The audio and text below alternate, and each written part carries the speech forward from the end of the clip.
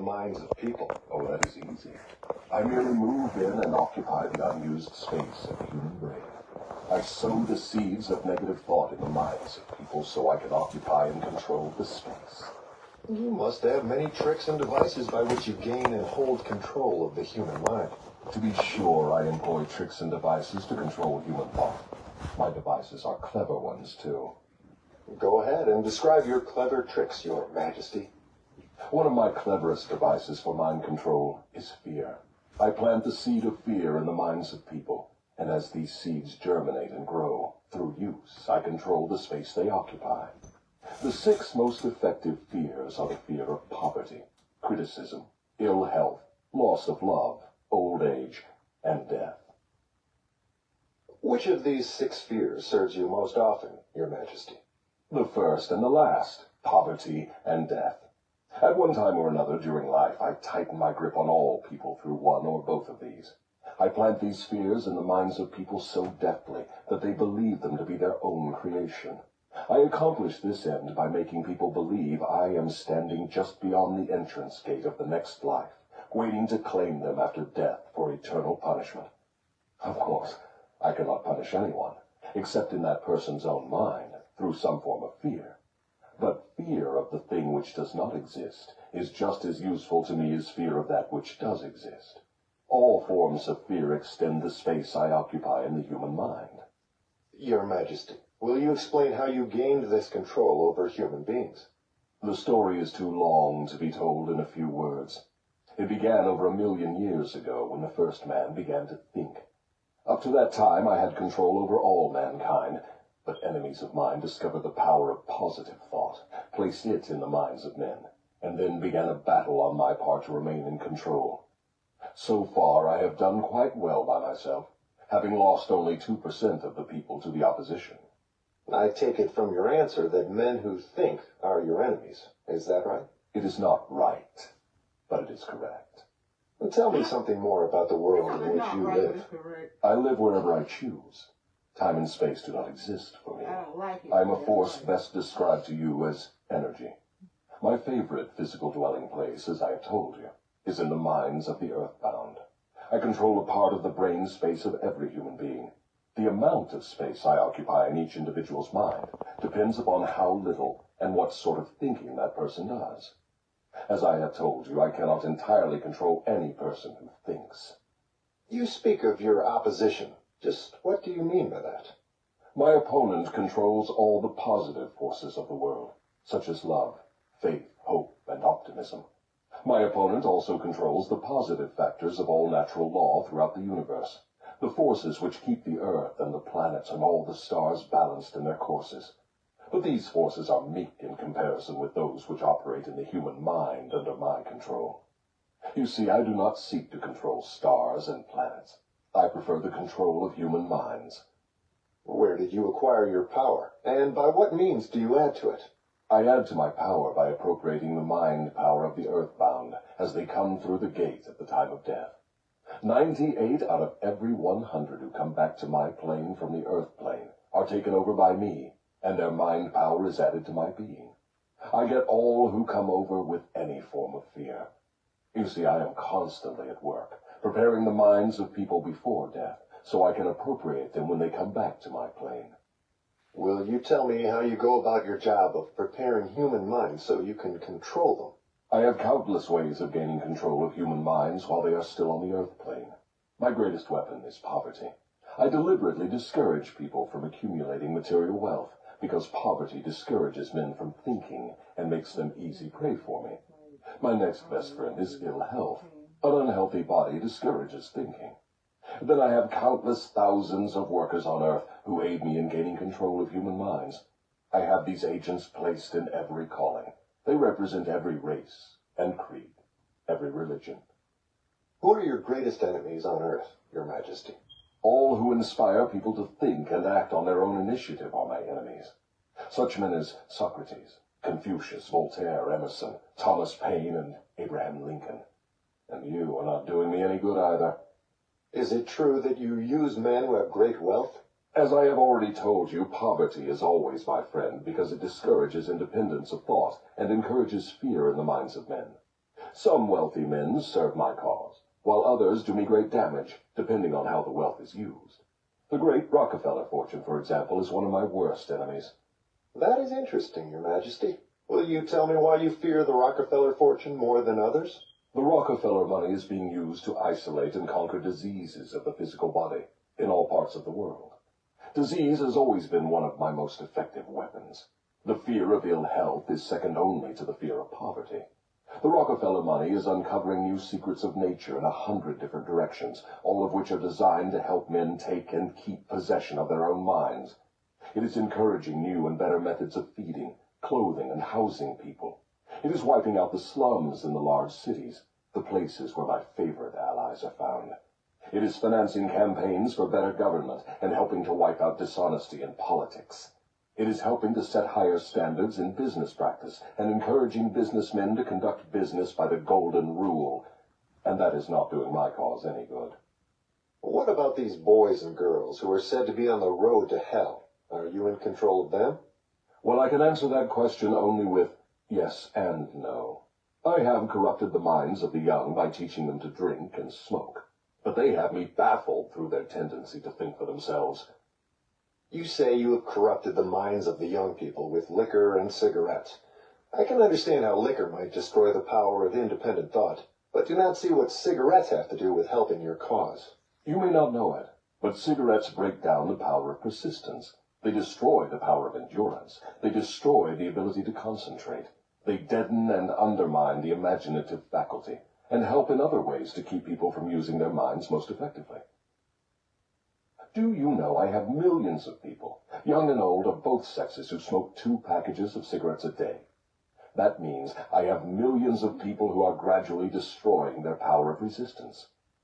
One day I shall add to their habit of cigarette smoking other thought-destroying habits, until I shall have gained control of their minds. Habits come in pairs, triplets, and quadruplets. Any habit which weakens one's willpower invites a flock of its relatives to move in and take possession of the mind. The cigarette habit not only lowers the power of resistance and discourages persistence, but it invites looseness in other human relationships.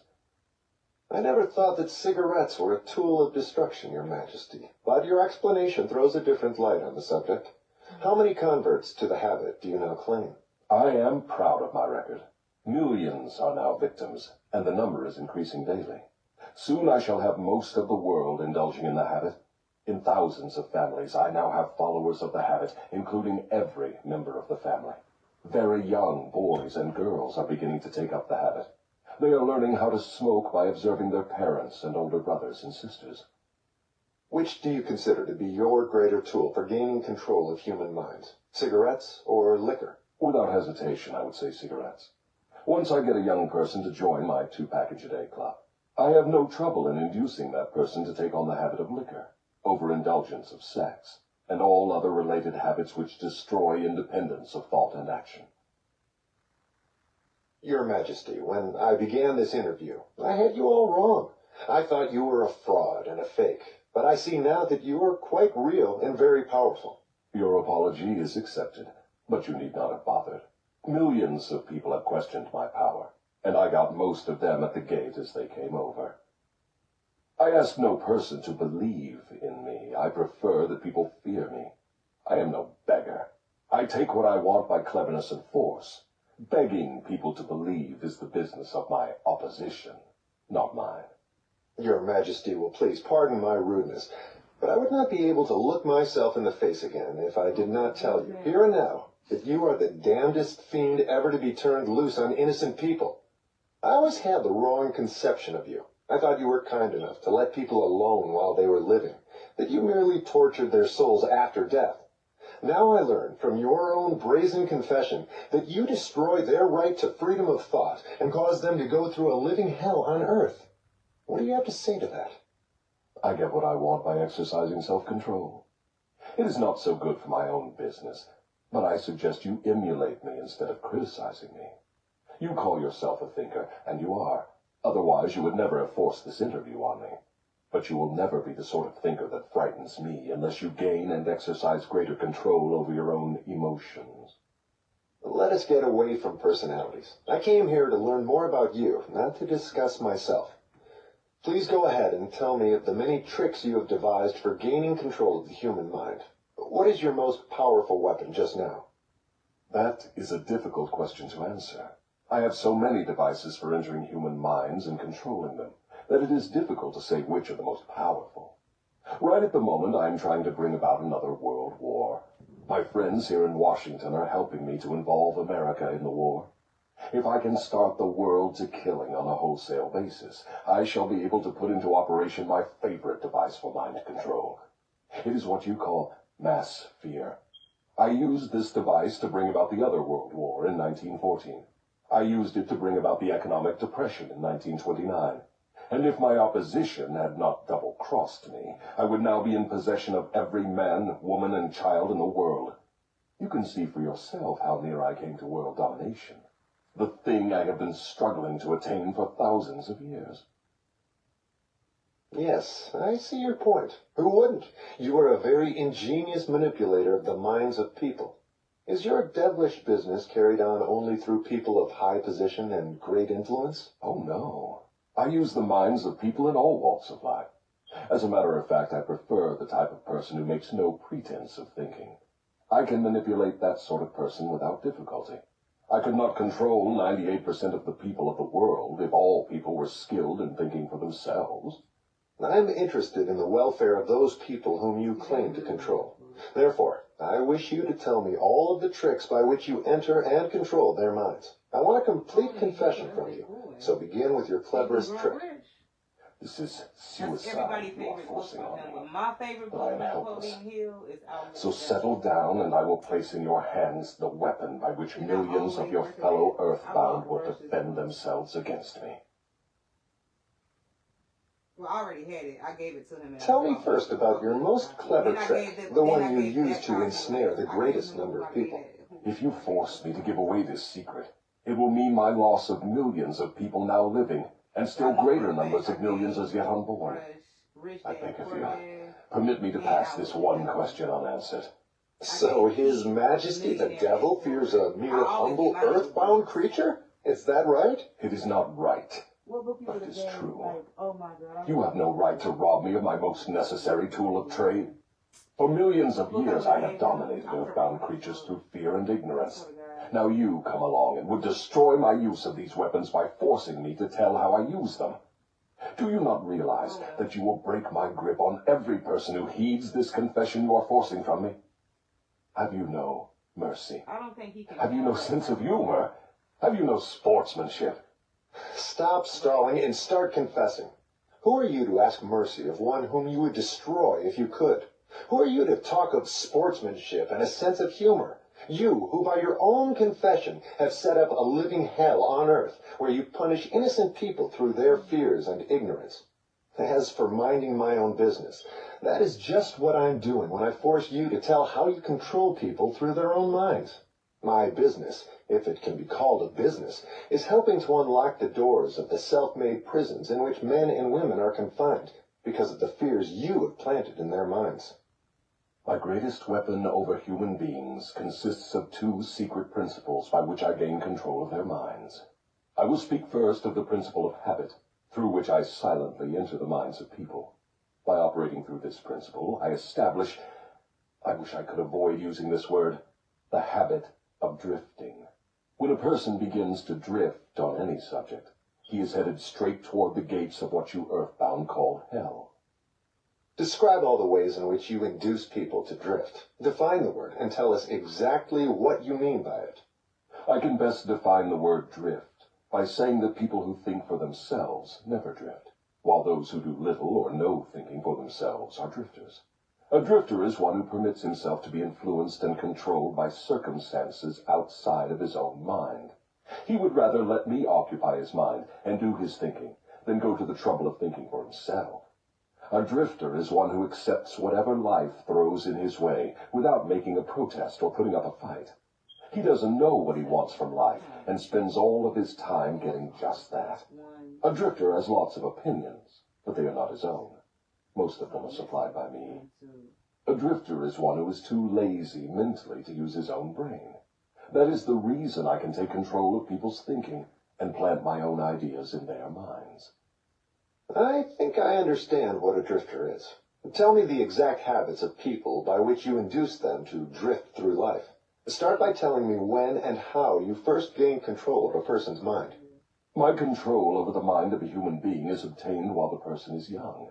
Sometimes I lay the foundation for my control of a mind before the owner of it is born, by manipulating the minds of that person's parents. Sometimes I go further back than this, and prepare people for my control through what you earthbound call physical heredity. You see, therefore, I have two approaches to the mind of a person. Yes. Go on, and describe these two doors by which you enter and control the minds of human beings. As I have stated, I help to bring people into your world with weak brains by giving to them before birth as many as possible of the weaknesses of their ancestors. You call this principle physical heredity. After people are born, I make use of what you earthbound call environment as a means of controlling them. This is where the principle of habit enters. The mind is nothing more than the sum total of one's habits. One by one, I enter the mind and establish habits, which lead finally to my absolute domination of the mind. Tell me of the most common habits by which you control the minds of people. That is one of my cleverest tricks. I enter the minds of people through thoughts which they believe to be their own. Those most useful to me are fear, superstition, avarice, greed, lust, revenge, anger, vanity, and plain laziness.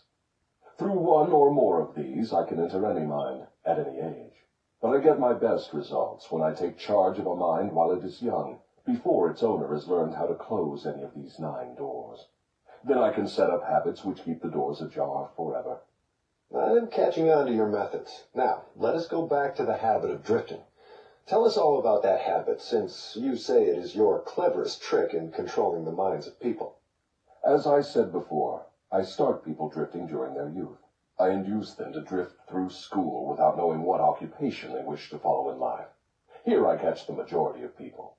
Habits are related. Drift in one direction, and soon you will be drifting in all directions.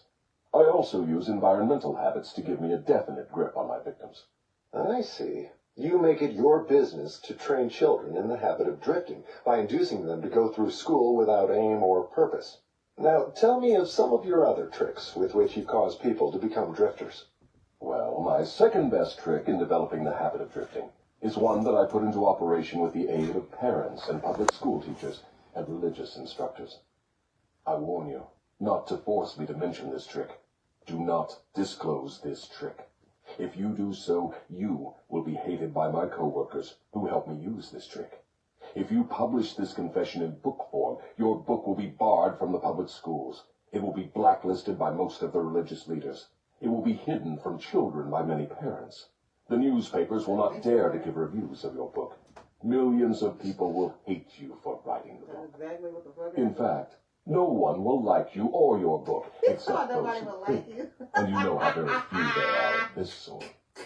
My advice to you is to let me skip the description of my second best trick. So, for my own good, you wish to withhold the description of your second best trick. No one will like my book except those who think, eh? Very well. Go ahead and answer. Oh, you'll regret this, Mr. Earthbound, but the joke is on you.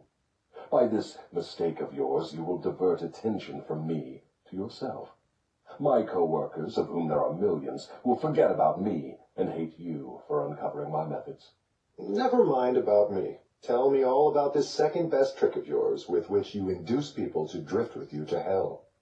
My second best trick is not second at all. It is first. It is first because without it, I never could gain control of the minds of the youths. Parents, school teachers, religious instructors, and many other adults unknowingly serve my purpose by helping me to destroy in children the habit of thinking for themselves. They go about their work in various ways, never suspecting what they are doing to the minds of children or the real cause of the children's mistakes. I can hardly believe you, Your Majesty. I've always believed that children's best friends were those closest to them, their parents, their school teachers, and their religious instructors. Where would children go for dependable guidance, if not to those who have charge of them? That is where my cleverness comes in. There is the exact explanation of how I control 98% of the people of the world. I take possession of people during their youth, before they come into possession of their own minds, by using those who are in charge of them. I especially need the help of those who give children their religious instruction, because it is here that I break down independent thought and start people on the habit of drifting, by confusing their minds with unprovable ideas concerning a world of which they know nothing. It is here also that I plant in the minds of children the greatest of all fears, the fear of hell. I understand that it is easy for you to frighten children with threats of hell, but how do you continue to make them fear you and your hell after they grow up and learn to think for themselves? Children grow up, but they do not always learn to think for themselves. Once I capture the mind of a child through fear, I weaken that child's ability to reason and to think for himself, and that weakness goes with the child all through life. Is that not taking unfair advantage of a human being by contaminating his mind before he comes into full possession of it? Everything is fair that I can use to further my ends. I have no foolish limitations of right and wrong. Might is right with me. I use every known human weakness to gain and keep control of the human mind. I understand your devilish nature. Now, let us get back to further discussion of your methods of inducing people to drift to hell here on earth. From your confession, I see that you take charge of children while their minds are young and pliable. Tell me more of how you use parents, teachers, and religious leaders to ensnare people into drifting. One of my favorite tricks is to coordinate the efforts of parents and religious instructors, so they work together in helping me to destroy the children's power to think for themselves. I use many religious instructors to undermine the courage and power of independent thought of children by teaching them to fear me. But I use parents to aid the religious leaders in this great work of mine. How do parents help religious leaders destroy their children's power to think for themselves? I never heard of such a monstrosity. I accomplish this through a very clever trick. I cause the parents to teach their children to believe as the parents do in connection with religion, politics, marriage, and other important subjects. In this way, as you can see, when I gain control of the mind of a person, I can easily perpetuate the control by causing that person to help me fasten it upon the minds of his offspring. In what other ways do you use parents to convert children into drifters? I cause children to become drifters by following the example of their parents, most of whom I have already taken over and bound eternally to my cause. In some parts of the world, I gain mastery over children's minds and subdue their willpower in exactly the same way that men break and subdue animals of lower intelligence. It makes no difference to me how a child's will is subdued, as long as it fears something.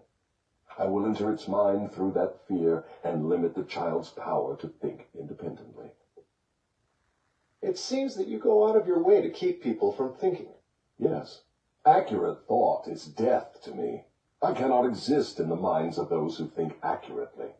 I do not mind people thinking, as long as they think in terms of fear, discouragement, hopelessness, and destructiveness. When they begin to think in constructive terms of faith, courage, hope, and definiteness of purpose, they immediately become allies of my opposition, and are therefore lost to me. I'm beginning to understand how you gain control of the minds of children through the help of their parents and religious instructors, but I do not see how the school teachers help you in this damnable work. School teachers help me gain control of the minds of children, not so much by what they teach the children, as because of what they do not teach them. The entire public school system is so administered that it helps my cause by teaching children almost everything except how to use their own minds and think independently. I live in fear that someday some courageous person will reverse the present system of school teaching and deal my cause a death blow by allowing the students to become the instructors, using those who now serve as teachers only as guides to help the children establish ways and means of developing their own minds from within. When that time comes, the school teachers will no longer belong to my staff. I was under the impression that the purpose of all schooling was to help children to think. That may be the purpose of schooling, but the system in most of the schools of the world does not carry out the purpose. School children are taught not to develop and use their own minds, but to adopt and use the thoughts of others. This sort of schooling destroys the capacity for independent thought, except in a few rare cases where the children rely so definitely upon their own willpower that they refuse to allow others to do their thinking. Accurate thought is the business of my opposition, not mine. What relationship, if any, has your opposition with the homes, the churches, and the schools? Your reply to this question should be interesting. Here is where I make use of some more of my clever tricks. I cause it to appear that everything done by the parents, the school teachers, and the religious instructors is being done by my opposition. This diverts attention from me, while I manipulate the minds of the young. When religious instructors try to teach children the virtues of my opposition, they generally do so by frightening them with my name. That is all I ask of them. I kindle the flame of fear into proportions which destroy the child's power to think accurately. In the public schools, the teachers further my cause by keeping the children so busy cramming non-essential information into their minds, they have no opportunity to think accurately or to analyze correctly the things their instructors teach them. Do you claim for your cause all those who are bound by the habit of drifting? No. Drifting is only one of my tricks through which I take over the power of independent thought. Before a drifter becomes my permanent property, I must lead him on and ensnare him with another trick. I will tell you about this other trick after I finish describing my methods of converting people into drifters. Do you mean you have a method by which you can cause people to drift so far away from self-determination that they can never save themselves? Yes, a definite method, and it is so effective it never fails. Do I understand you to claim your method is so powerful your opposition cannot reclaim those whom you have permanently ensnared through drifting? I claim just that. Do you think I would control so many people if my opposition could prevent me? Nothing can stop me from controlling people except people themselves. Nothing can stop me except the power of accurate thought. People who think accurately do not drift on any subject. They recognize the power of their own minds. Moreover, they take over that power and yield it to no person or influence. Go ahead and tell me more of the methods by which you cause people to drift to hell with you. I cause people to drift on every subject through which I can control independent thought and action. Take the subject of health, for example. I cause most people to eat too much food, and the wrong sort of food. This leads to indigestion and destroys the power of accurate thought. If the public schools and the churches taught children more about proper eating, they would do my cause irreparable damage. Marriage. I cause men and women to drift into marriage without plan or purpose designed to convert the relationship into harmony. Here is one of my most effective methods of converting people into the habit of drifting. I cause married people to bicker and nag one another over money matters. I cause them to quarrel over the bringing up of their children. I engage them in unpleasant controversies over their intimate relationships and in disagreements over friends and social activities. I keep them so busy finding fault with one another that they never have time to do anything else long enough to break the habit of drifting. You think LB that romantic in Occupation. real life? He is not. I teach people to become drifters by causing them to drift out of school into the first job they can find, with no definite aim or purpose except to make a living. Through this trick, I keep millions of people in fear of poverty all their lives. Through this fear, I lead them slowly but surely onward until they reach the point beyond which no individual ever has broken the drifting habit. That's not even how his mind works. Savings. I cause people to spend freely and to save sparingly, or not at all, until I take complete control of them through their fear of poverty. Environment. I cause people to drift into inharmonious and unpleasant environments in the home, in their places of occupation, in their relationship with relatives and acquaintances, and to remain there until I claim them through the habit of drifting. Dominating thoughts. I cause people to drift into the habit of thinking negative thoughts. This leads to negative acts, and involves people in controversies and fills their minds with fears, thus paving the way for me to enter and control their minds. When I move in, I do so by appealing to people through negative thoughts, which they believe to be their own. I plant the seeds of negative thought in the minds of people through the pulpit, the newspapers, the moving pictures, the radio, and all other popular methods of appeal to the mind. I cause people to allow me to do their thinking for them, because they are too lazy and too indifferent to think for themselves. I conclude from what you say that drifting and procrastination are the same. Is that true? Yes, that is correct. Any habit which causes one to procrastinate, to put off reaching a definite decision, leads to the habit of drifting. Is man the only creature who drifts? Yes. All other creatures move in response to definite laws of nature. Man alone defies nature's laws and drifts when he wills. Everything outside the minds of men is controlled by my opposition, by laws so definite that drifting is impossible. I control the minds of men solely because of their habit of drifting, which is only another way of saying that I control the minds of men only because they neglect or refuse to control and use their own minds. This is getting to be pretty deep stuff for a mere human being.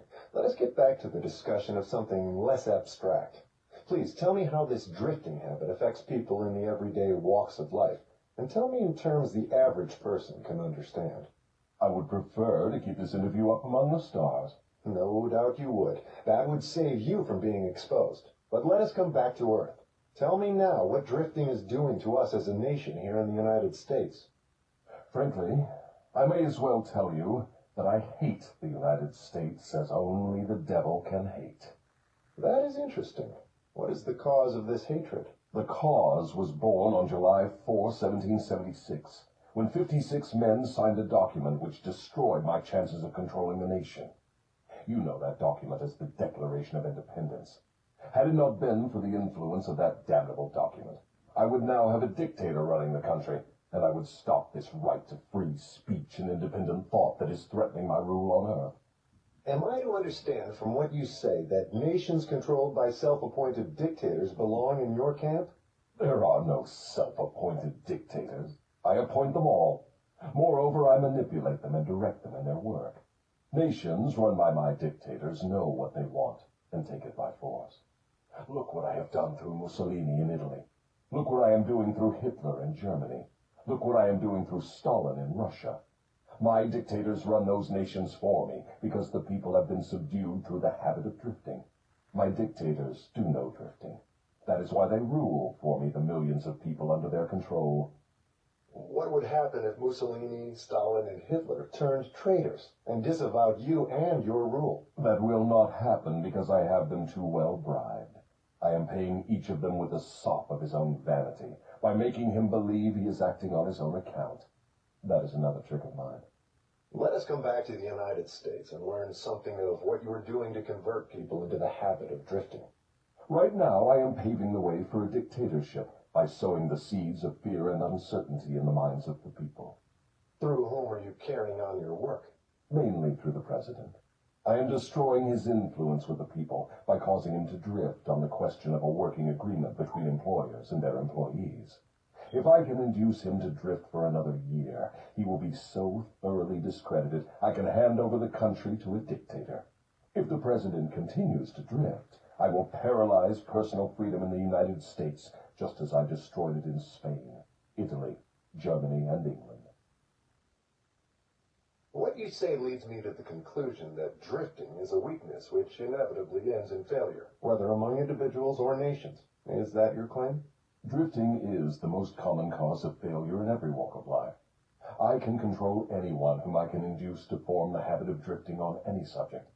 The reason for this is twofold.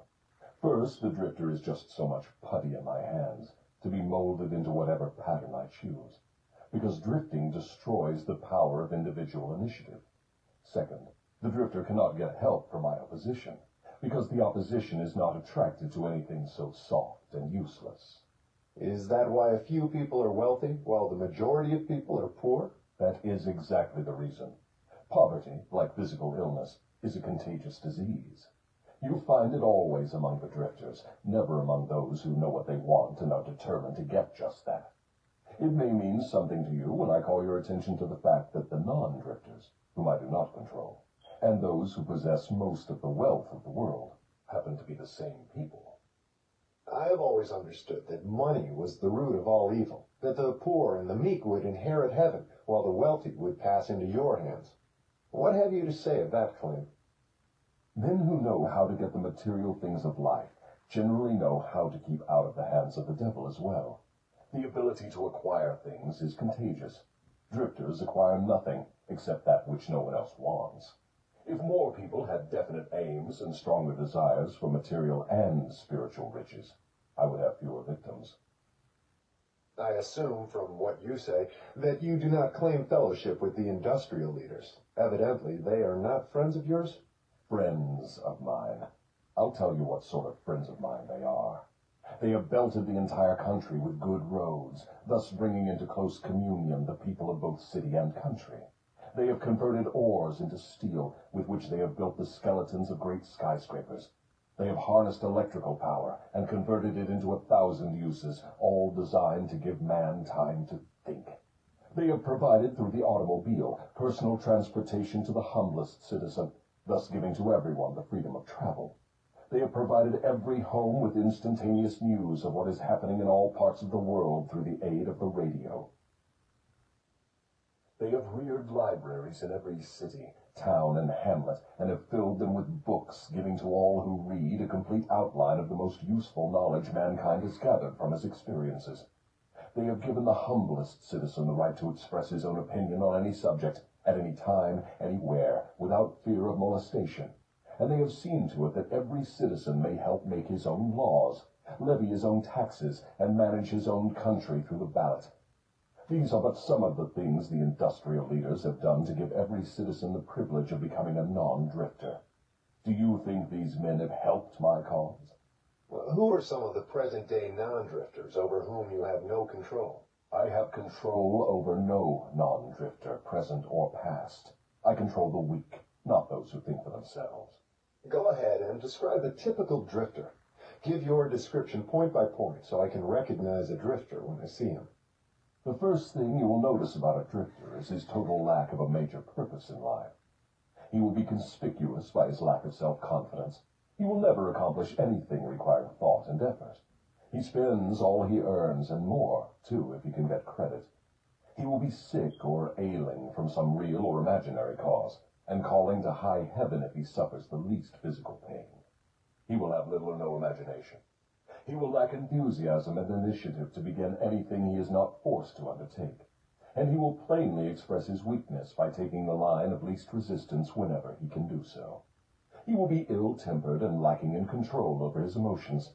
His personality will be without magnetism, and it will not attract other people. He will have opinions on everything but accurate knowledge of nothing. He may be jack of all trades, but good at none. He will neglect to cooperate with those around him, even those on whom he must depend for food and shelter. He will make the same mistake over and over again, never profiting by failure. He will be narrow-minded and intolerant on all subjects, ready to crucify those who may disagree with him. He will expect everything of others, but be willing to give little or nothing in return. He may begin many things, but he will complete nothing. He will be loud in his condemnation of his government, but he will never tell you definitely how it can be improved. He will never reach decisions on anything if he can avoid it, and if he is forced to decide, he will reverse himself at the first opportunity. He will eat too much and exercise too little. He will take a drink of liquor if someone else will pay for it. He will gamble if he can do it on the cuff. He will criticize others who are succeeding in their chosen calling. In brief, the drifter will work harder to get out of thinking than most others work in earning a good living. He will tell a lie rather than admit his ignorance on any subject. If he works for others, he will criticize them to their backs and flatter them to their faces. You have given me a graphic description of the drifter. Please now describe the non-drifter so that I may recognize him on sight. The first sign of a non-drifter is this. He is always engaged in doing something definite, through some well-organized plan which is definite. He has a major goal in life toward which he is always working, and many minor goals, all of which lead toward his central scheme. The tone of his voice, the quickness of his step, the sparkle in his eyes, the quickness of his decisions clearly mark him as a person who knows exactly what he wants and is determined to get it, no matter how long it may take, or what price he must pay. If you ask him questions, he gives you direct answers and never falls back on evasions or resorts to subterfuge. He extends many favors to others, but accepts favors sparingly, or not at all. He will be found up front, whether he is playing a game or fighting a war. If he does not know the answers, he will say so, frankly. He has a good memory, never offers an alibi for his shortcomings. He never blames others for his mistakes, no matter if they deserve the blame. He used to be known as a go-getter, but in modern times he is called a go-giver. You will find him running the biggest business in town, living on the best street, driving the best automobile, and making his presence felt wherever he happens to be. He is an inspiration to all who come into contact with his mind. The major distinguishing feature of the non-drifter is this: he has a mind of his own and uses it for all purposes. Is the non-drifter born with some mental, physical, or spiritual advantage not available to the drifter? No. The major difference between the drifter and the non-drifter is something equally available to both. It is simply the prerogative right of each to use his own mind and think for himself. What brief message would you send to the typical drifter if you wished to cure him of this evil habit? I would admonish him to wake up and give. Give what? Some form of service useful to as many people as possible. So the non-drifter is supposed to give, is he? Yes, if he expects to get. And he must give before he gets. Some people doubt that you exist. I wouldn't worry about that if I were you. Those who are ready to be converted from the habit of drifting will recognize the authenticity of this interview by its soundness of counsel. The others are not worth the trouble it would take to convert them. Why do you not try to stop me from publishing this confession I'm wringing from you? Because that would be the surest of all ways to guarantee you will publish it. I have a better plan than trying to suppress publication of my confession. I will urge you to go ahead with the publication, then sit back and watch you suffer when some of my faithful drifters begin to make things hot for you. I will not need to deny your story. My followers will do that for me. See if they don't. If this confession of yours stopped right here, your statement would be sound. But fortunately for millions of your victims who will gain their release because of your confession, this interview will continue until you have supplied me with the weapon by which you will eventually be restrained from domination of people through their fears and superstitions. Remember, Your Majesty, your confession has just begun. After I wring from you a description of the methods by which you control people, I will force you also to give the formula by which your control can be broken at will. It is true I shall not remain here long enough to defeat you, but the published word I leave behind me will be deathless, because it will consist of truth. You fear the opposition of no individual, because you know it will be short, but you do fear truth. You fear truth and nothing else, for the reason it is slowly but definitely giving human beings freedom from all manner of fear.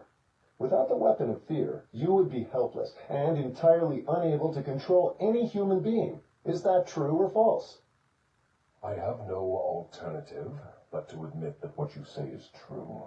Now that we understand each other, let us go ahead with your confession. But before we continue, I may as well take time out to do a little boasting on my own account, now that you have had your fling at it. I will confine myself to one question, the answer to which will give me all the satisfaction I want. Is it not true that you control only the minds of those who have allowed the drifting habit to be fixed upon them? Yes, that is true. I have already admitted this truth in a dozen or more different ways. Why do you tantalize me by repeating the question? There is power in repetition. I'm forcing you to repeat the highlights of your confession in as many different ways as possible, so your victims may check this interview and determine its soundness by their own experiences with you. That is one of my little tricks. Do you approve of my method? You couldn't be setting a trap for me for the purpose of doing some more boasting, could you? I am asking the questions, and you are doing the answering. Go ahead now and confess why you are powerless to stop me from forcing this confession from you. I want your confession for aid and comfort to victims of yours whom I intend to release from your control the moment they read your confession.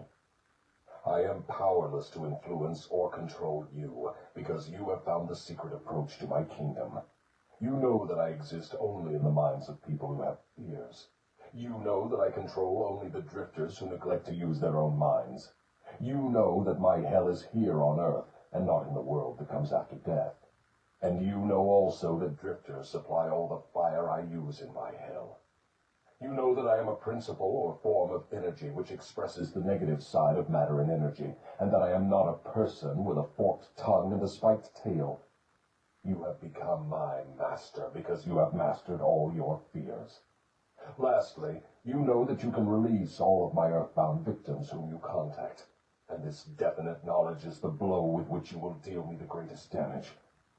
I cannot control you because you have discovered your own mind, and you have taken charge of it. There now, Mr. Earthbound, that confession should feed your vanity to the bursting point.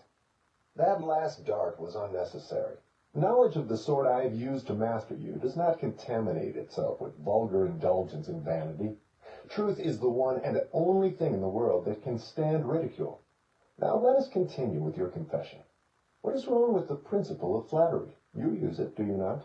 Do I use it? Man alive, flattery is one of my most useful weapons. With this deadly instrument I slay the big ones and the little ones. Your admission interests me. Go ahead now and tell me how you make use of flattery. I make use of it in so many ways it is difficult to know where to begin. I warn you, before I answer in detail, that publishing my answers will bring down an avalanche of ridicule on your head for bringing up the question. I'll take the responsibility. Proceed. Well, I may as well here admit that you have stumbled onto the major secret of how I convert people to the habit of drifting. That is a startling admission. Go ahead with your confession, and stick strictly to this subject of flattery. No more side remarks and no more facetiousness for the present. Tell me all about your use of flattery in gaining control over people. Flattery is a bait of incomparable value to all who wish to gain control over others. It has powerful pulling qualities because it operates through two of the most common human weaknesses, vanity and egotism. There is a certain amount of vanity and egotism in everyone. In some people, these qualities are so pronounced, they literally serve as a rope by which one may be bound. The best of all ropes is flattery. Flattery is the chief bait through which men seduce women. Sometimes, in fact, frequently, women use the same bait to gain control of men, especially men who cannot be mastered through sex appeal. I teach its use to both men and women. Flattery is the chief bait with which my agents weave their way into the confidence of people from whom they procure information needed to carry on warfare. Wherever anyone stops to feed his vanity on flattery, I move in and begin to build another drifter. Non-drifters are not easily flattered. I inspire people to use flattery in every human relationship where its use is possible, because those who are influenced by it become easy victims of the drifting habit. Can you control anyone who is amenable to flattery? Very easily. As I have already told you, flattery is of major importance in alluring people into the habit of drifting. At what age are people most susceptible to flattery? Age has nothing to do with one's susceptibility to flattery. People respond to it in one way or another from the time they become conscious of their own existence until they die. Through what motive can women be most easily flattered? Their vanity. Tell a woman she is pretty or that she wears clothes well. What motive is most effective in harpooning men? Egotism, with a capital E. Tell a man he has a strong Herculean body or that he is a great business tycoon, and he will purr like a cat and smile like an opossum. After that, you know what happens. Are all men like that? Oh, no. 2 out of every 100 have their egotism so thoroughly under control that even an expert flatterer couldn't get under their skins with a double-edged butcher knife. How does a cunning woman apply her art of flattery in attracting men? Great heavens, man, do I have to draw a picture of her method for you? Have you no imagination? Oh, yes, I have imagination enough, Your Majesty. But I'm thinking of the poor dupes of the world who need to understand the exact technique with which they may be flattered into the habit of drifting. Go on and tell us how a woman can harpoon rich and presumably smart men. This is a devilish trick to play on women. But since you demand the information, I am helpless to withhold it. Women influence men through a technique consisting first of ability to inject soft, cooing baby tones into their voices, and second, by closing their eyes into a half-closed position, which registers hypnotism in connection with the flattery of men. Is that all there is to the business of flattery? No, that is only the technique. Then comes the motive a woman uses as a lure. The type of woman you perhaps have in mind never sells a man herself or anything she can give him. Instead, she sells him his own egotism. Is that all that women use when they wish to flatter men? That is the most effective thing they use. It works when sex appeal fails. So, I am to believe that big, strong, smart men can be wound up and manipulated through flattery, just as if they were so much putty? Is that possible? Is it possible? It is happening every minute of the day. Moreover, unless they are non-drifters, the bigger they come, the harder they fall when the expert flatterer moves in on them. And tell me of some of your other tricks with which you cause people to drift in life. One of my most effective devices is failure. The majority of people begin to drift as soon as they meet with opposition, and not 1 out of 10,000 will keep on trying after failing 2 or 3 times. So it is your business to induce people to fail whenever you can. Is that correct? You have it right. Failure breaks down one's morale, destroys self-confidence, subdues enthusiasm, dulls imagination, and drives away definiteness of purpose. Without these qualities, no one can permanently succeed in any undertaking. The world has produced thousands of inventors with abilities superior to that of the late Thomas A. Edison.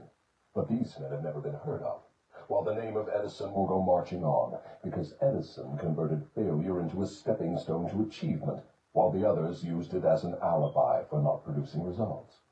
Is the capacity to surmount failure without being discouraged one of Henry Ford's chief assets? Yes, and this same quality is the chief asset of every man who attains outstanding success in any calling. That statement covers lots of territory, Your Majesty. Do you not wish to modify it or tone it down a bit for the sake of accuracy? No modification is necessary, because the claim is none too broad.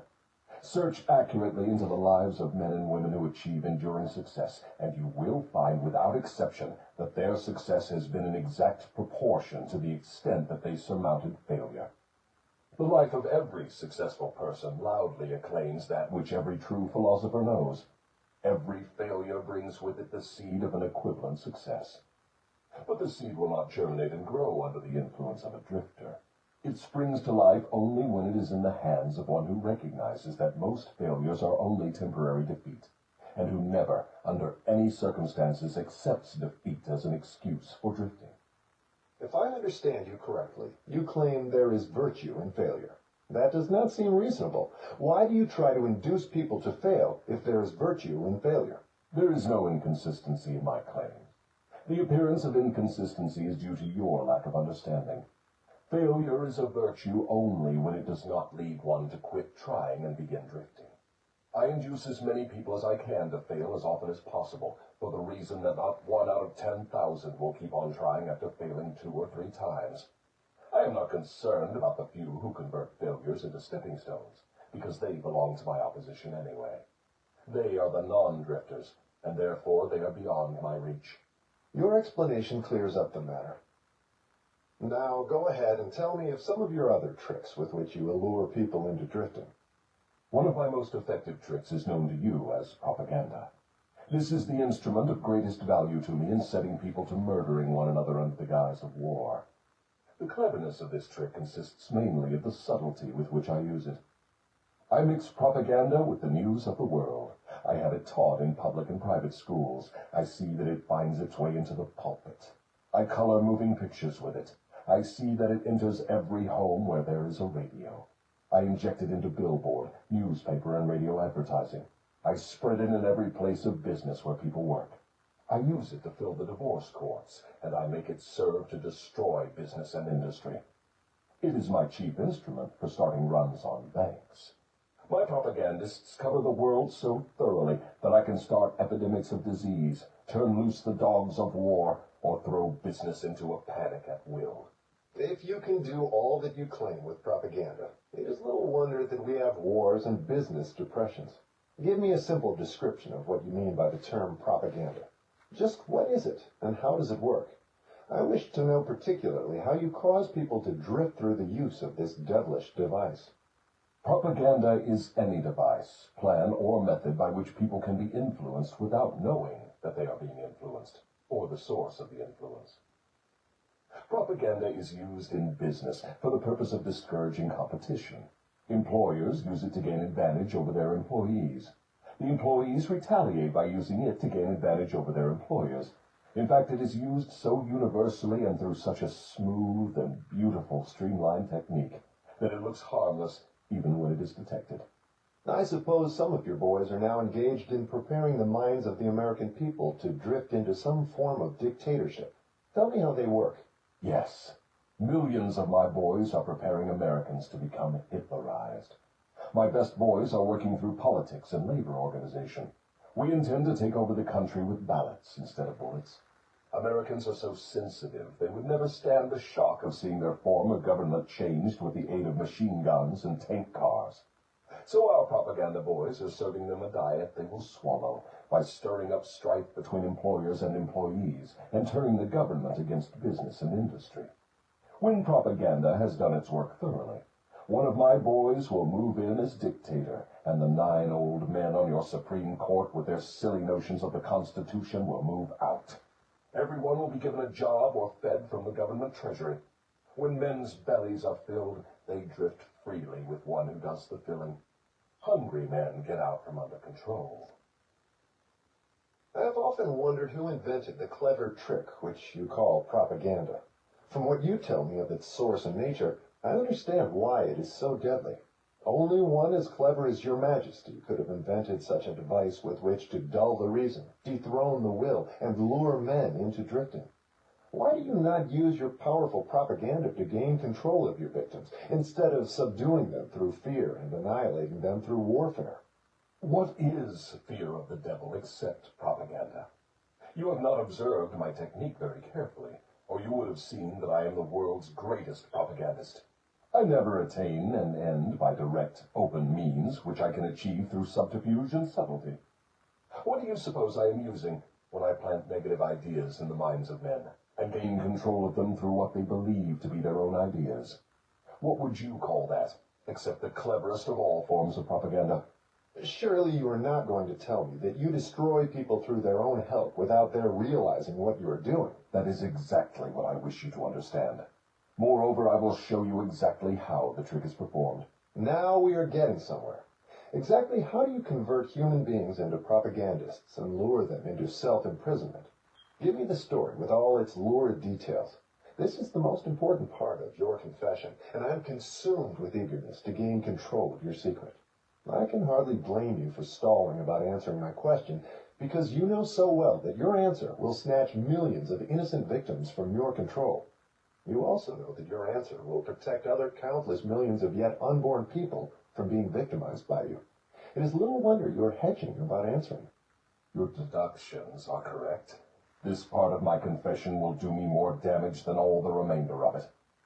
Stating your headache in a better way, this part of your confession will save more millions of people from your control than all the remainder of it. All I can say is that you have me in a hell of a situation. Now you shall know how the millions of your victims feel. Let's have it. I make my first entry into an individual's mind by bribing him. What do you use as a bribe? I use many things, all of them pleasant things the individual covets. I use the same sort of bribes that individuals use when they bribe one another. That is, I use for bribes the things people most want. My best bribes are these: love, the thirst for sex expression, covetousness for money, the obsessive desire to gain something for nothing, gambling, vanity in women, egotism in men, desire to be the master of others, desire for intoxicants and narcotics, desire for self-expression through words and deeds, desire to imitate others, desire for the perpetuation of life after death, desire to be a hero or heroine, desire for physical food. That is an imposing list of bribes, Your Majesty. Do you use others? Yes, plenty of them, but these are my favorites. Through some combination of them, I can enter the mind of any human being at will at any age from birth until death. You mean that these bribes are the keys with which you can silently unlock the door to any mind you choose? That is exactly what I mean, and I can do it too. But what happens when you enter the mind of a person who is not yet in the habit of drifting, but belongs in the 98% class as a potential drifter? I go to work immediately to occupy as much of that person's mind as I can master. If the individual's greatest weakness is the desire for money, I begin to dangle coins before him, figuratively speaking. I intensify his desire and induce him to go after money. Then when he gets near it, I snatch it away from him. This is an old trick of mine. After the trick has been repeated a few times, the poor fellow gives in and quits. Then I take over a little more space in his mind and fill it with the fear of poverty. That is one of my best mind fillers. Yes, I admit your method is very clever, but what happens if the victim fools you and gets his hands on a lot of money? You don't fill his mind with the fear of poverty then, do you? No, I don't. I take over the space by filling it with something which serves my purpose just as well. If the victim converts his desire for money into large sums, I start overfeeding him with the things he can buy with it. For example, I cause him to stuff himself with rich foods. This slows down his thinking capacity, endangers his heart, and starts him on the road to drifting. Then I pester him with intestinal poisoning through the surplus food he eats. That also slows down his thinking and gives him a nasty disposition. What if the victim is not a glutton? What other follies can you induce him to pick up that lead to drifting? If the victim is a male, I can usually snare him through his sex appetite. Overindulgence in sex starts more men into drifting toward failure than all other causes combined. So food and sex are two of your surefire baits. Is that correct? Yes. With these two lures, I can take over a majority of my victims. And then there is the desire for money. I'm beginning to think that wealth is more dangerous than poverty, if your story is to be believed. That altogether depends on who has the wealth and how it was acquired. What has the manner in which money is acquired to do with its being a blessing or a curse? Everything. If you don't believe me, take a look at those who acquire a large amount of money quickly, without time to get wisdom along with it, and observe how they use it. Why do you suppose rich men's sons seldom equal the achievements of their fathers? I'll tell you why. It is because they have been deprived of the self-discipline which comes from being forced to work. Look into the records of moving picture stars or athletes who suddenly find themselves in possession of big money and hero worship and praise from the public. Observe how quickly I move in and take them over in many cases, mainly through sex, gambling, food, and liquor. With these, I catch and control the biggest and the best of people as soon as they get their hands on big money. What about those who acquire money slowly, by rendering some form of useful service? Are they easily snared too? Oh, I get them all right, but I generally have to change my bait.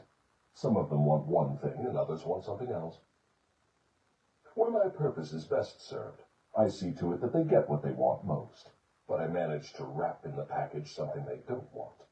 The thing I give them is the definite thing that makes them drifters. Do you see how I work? And very clever work it is. You lure people on through their natural desires, but you slip your deadly poison into the object of those desires wherever you can. Now you are catching on. You see, I play both ends against the middle, so to speak. From all you say, I infer that you cannot induce a non-drifter to help you gain control of his mind by baiting him with your bribes. Is that correct? That is exactly correct. I can, and I do, interest non-drifters in my bribes, because I use for the purpose of bribery the things all people naturally desire. But the non-drifter resembles a fish that steals the bait from your hook, but refuses to take the hook. The non-drifter takes from life whatever he wants, but he takes it on his own terms. The drifter takes whatever he can get, but he takes what he gets on my terms. Stating the matter in another way, the non-drifter borrows money from a legitimate banker if he wants it, and pays a legitimate rate of interest. The drifter goes to the pawn shop, hawks his watch, and pays a suicidal rate of interest for his loan. So I draw from your claims the conclusion that your hand is mixed up somehow in all of people's troubles and miseries, even though your presence may not be visible. My unwilling workers are often my best workers. You see, my unwilling workers are those whom I cannot control with some combination of bribes, people whom I have to master by fear or through some form of misfortune. They do not wish to serve me, but they cannot avoid it, because they are eternally bound to me by the habit of drifting. Now I'm beginning to better understand your technique. You bribe your victims through their natural desires and lead them astray while you induce them to become drifters if they respond to your lure. If they refuse to respond, you plant the seed of fear in their minds or trap them through some form of misfortune and hogtie them while they are down. Is that your method? That is exactly the way I work. Clever, don't you think? Which do you prefer to serve as your propagandists, the young or the old? The young, of course. They can be influenced by most bribes more easily than people of mature judgment. Moreover, they have longer to remain in my service. Your Majesty has given me a clear description of drifting. Tell me what must be done to ensure against the habit of drifting. I want a complete formula that anyone can use. Protection against drifting lies within easy reach of every human being who has a normal body and a sound mind. The self-defense can be applied through these simple methods. 1. Do your own thinking on all occasions. The fact that human beings are given complete control over nothing save the power to think their own thoughts is laden with significance. 2. Decide definitely what you want from life, then create a plan for attaining it, and be willing to sacrifice everything else if necessary, rather than accept permanent defeat. 3. Analyze temporary defeat, no matter of what nature or cause, and extract from it the seed of an equivalent advantage. 4. Be willing to render useful service equivalent to the value of all material things you demand of life, and render the service first. 5. Recognize that your brain is a receiving set that can be attuned to receive communications from the universal storehouse of infinite intelligence to help you transmute your desires into their physical equivalent. 6. Recognize that your greatest asset is time, the only thing except the power of thought which you own outright, and the one thing which can be shaped into whatever material things you want. Budget your time so none of it is wasted. 7. Recognize the truth that fear generally is a filler with which the devil occupies the unused portion of your mind. That it is only a state of mind which you can control by filling the space it occupies with faith in your ability to make life provide you with whatever you demand of it. 8. When you pray, do not beg. Demand what you want and insist upon getting exactly that with no substitutes. 9. Recognize that life is a cruel taskmaster, and that either you master it or it masters you. There is no halfway or compromising point. Never accept from life anything you do not want. If that which you do not want is temporarily forced upon you, you can refuse in your own mind to accept it, and it will make way for the thing you do want. 10. Lastly, remember that your dominating thoughts attract, through a definite law of nature, by the shortest and most convenient route, their physical counterpart. Be careful what thoughts you dwell upon. That list looks imposing. Give me a simple formula, combining all the 10 points. If you had to combine all 10 in one, what would it be? Be definite in everything you do and never leave unfinished thoughts in the mind.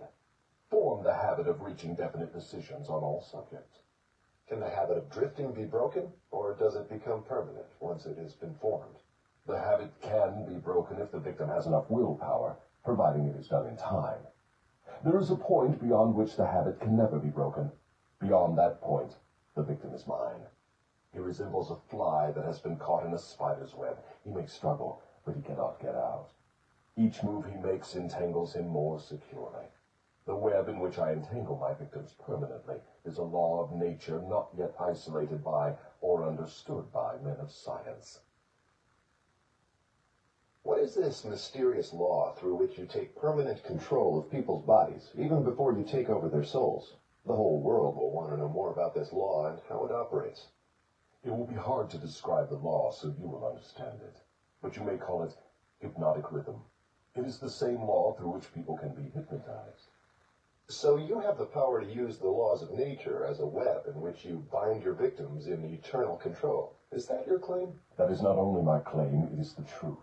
I take over their minds and bodies even before they die whenever I can lure them or frighten them into hypnotic rhythm. What is hypnotic rhythm? How do you use it to gain permanent mastery over human beings?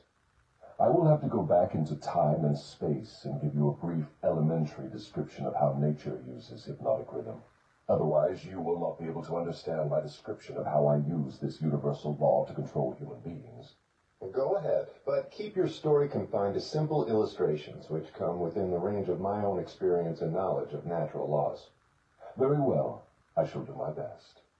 You, of course, know that nature maintains a perfect balance between all the elements and all the energy in the universe. You can see that the stars and the planets move with perfect precision, each one keeping its own place in time and space.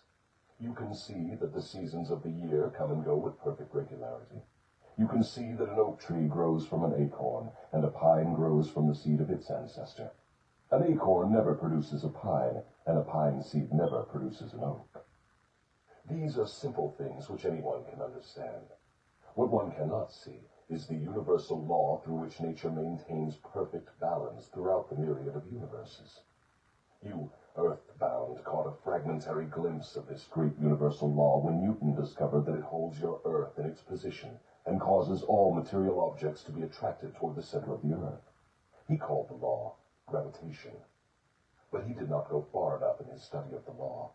If he had, he would have discovered that the same law which holds your earth in position and helps nature maintain a perfect balance over the 4 dimensions, in which all matter and energy are contained, is the web in which I entangle and control the minds of human beings. Tell me more of this astounding law of hypnotic rhythm. As I have already stated, there is a universal form of energy with which nature keeps a perfect balance between all matter and energy. She makes specialized use of this universal building material by breaking it up into different wavelengths. The breaking up process is carried on through habit. You will better understand what I am trying to convey if I compare it with the method by which one learns to play music. At first, the notes are memorized in the mind. Then they are related to one another through melody and rhythm. By repetition, the melody and rhythm become fixed in the mind. Observe how relentlessly the musician must repeat a tune before he masters it. Through repetition, the musical notes blend, and then you have music. Any impulse of thought that the mind repeats over and over through habit forms an organized rhythm. Undesirable habits can be broken. They must be broken before they assume the proportions of rhythm. Are you following me? Yes. Well, to continue. Rhythm is the last stage of habit. Any thought or physical movement which is repeated over and over through the principle of habit finally reaches the proportion of rhythm. Then the habit cannot be broken, because nature takes it over and makes it permanent. It is something like a whirlpool in water. An object may keep floating indefinitely unless it is caught in a whirlpool. Then it is carried round and round, but it cannot escape. The energy with which people think may be compared with water in a river. So this is the way in which you take control of the minds of people, is it? Yes. All I have to do to gain control over any mind is to induce its owner to drift. Am I to understand that the habit of drifting is the major danger through which people lose their prerogative or privilege of thinking their own thoughts and shaping their own earthly destinations? That and much more. Drifting is also the habit through which I take over their souls after they give up their physical bodies. Then the only way a human being can be saved from eternal annihilation is by maintaining control over his own mind while he is on this earth. Is that true? You have stated the truth perfectly. Those who control and use their minds escape my web. I get all the others as naturally as the sun sets in the west. Is that all there is to the business of being saved from eternal annihilation? Doesn't what you call your opposition have anything to do with saving people? I can see that you do think very deeply. My opposition, the power you earthbound call God, has everything to do with the salvation of people from eternal annihilation, and for that reason it is my opposition who provides every human being with the privilege of using his own mind. If you use that power by maintaining control over your own mind, you become a part of it when you give up your physical body. If you neglect to use it, then I have the privilege of taking advantage of the neglect through the law of hypnotic rhythm. How much of a person do you take over when you gain control of him? Everything that is left after he ceases to control and use his own mind. In other words, when you gain control of a person, you take over all there is of his individuality up to the time that he quits using his own mind. Is that correct? That is how I operate. What do you do with people whom you control before death? Of what good are they to you while they live? I use them, or what is left of them after I take charge, as propagandists to help me prepare the minds of others to drift. You not only fool people into destroying their power to control their own minds, but you use them to help you trap others? Yes, I let no opportunity get away from me. Let us come back to the subject of hypnotic rhythm. Tell me more of how this law works. Show me how you use individuals to help you gain control over others. I want to know something of the most effective way you use hypnotic rhythm. Oh, that is easy. The thing I like best is to fill the minds of people with fear. Once I fill one's mind with fear, I have little trouble causing him to drift, until I have entangled him in the web of hypnotic rhythm. What human fear best serves your purpose? The fear of death. Why is the fear of death your favorite weapon? Because no one knows, and by the very nature of the laws of the universe, no one can prove definitely what happens after death. This uncertainty frightens people out of their wits. People who give over their minds to fear, any sort of fear, neglect to use their minds and begin to drift. Eventually, they drift into the whirlpool of hypnotic rhythm, from which they may never escape.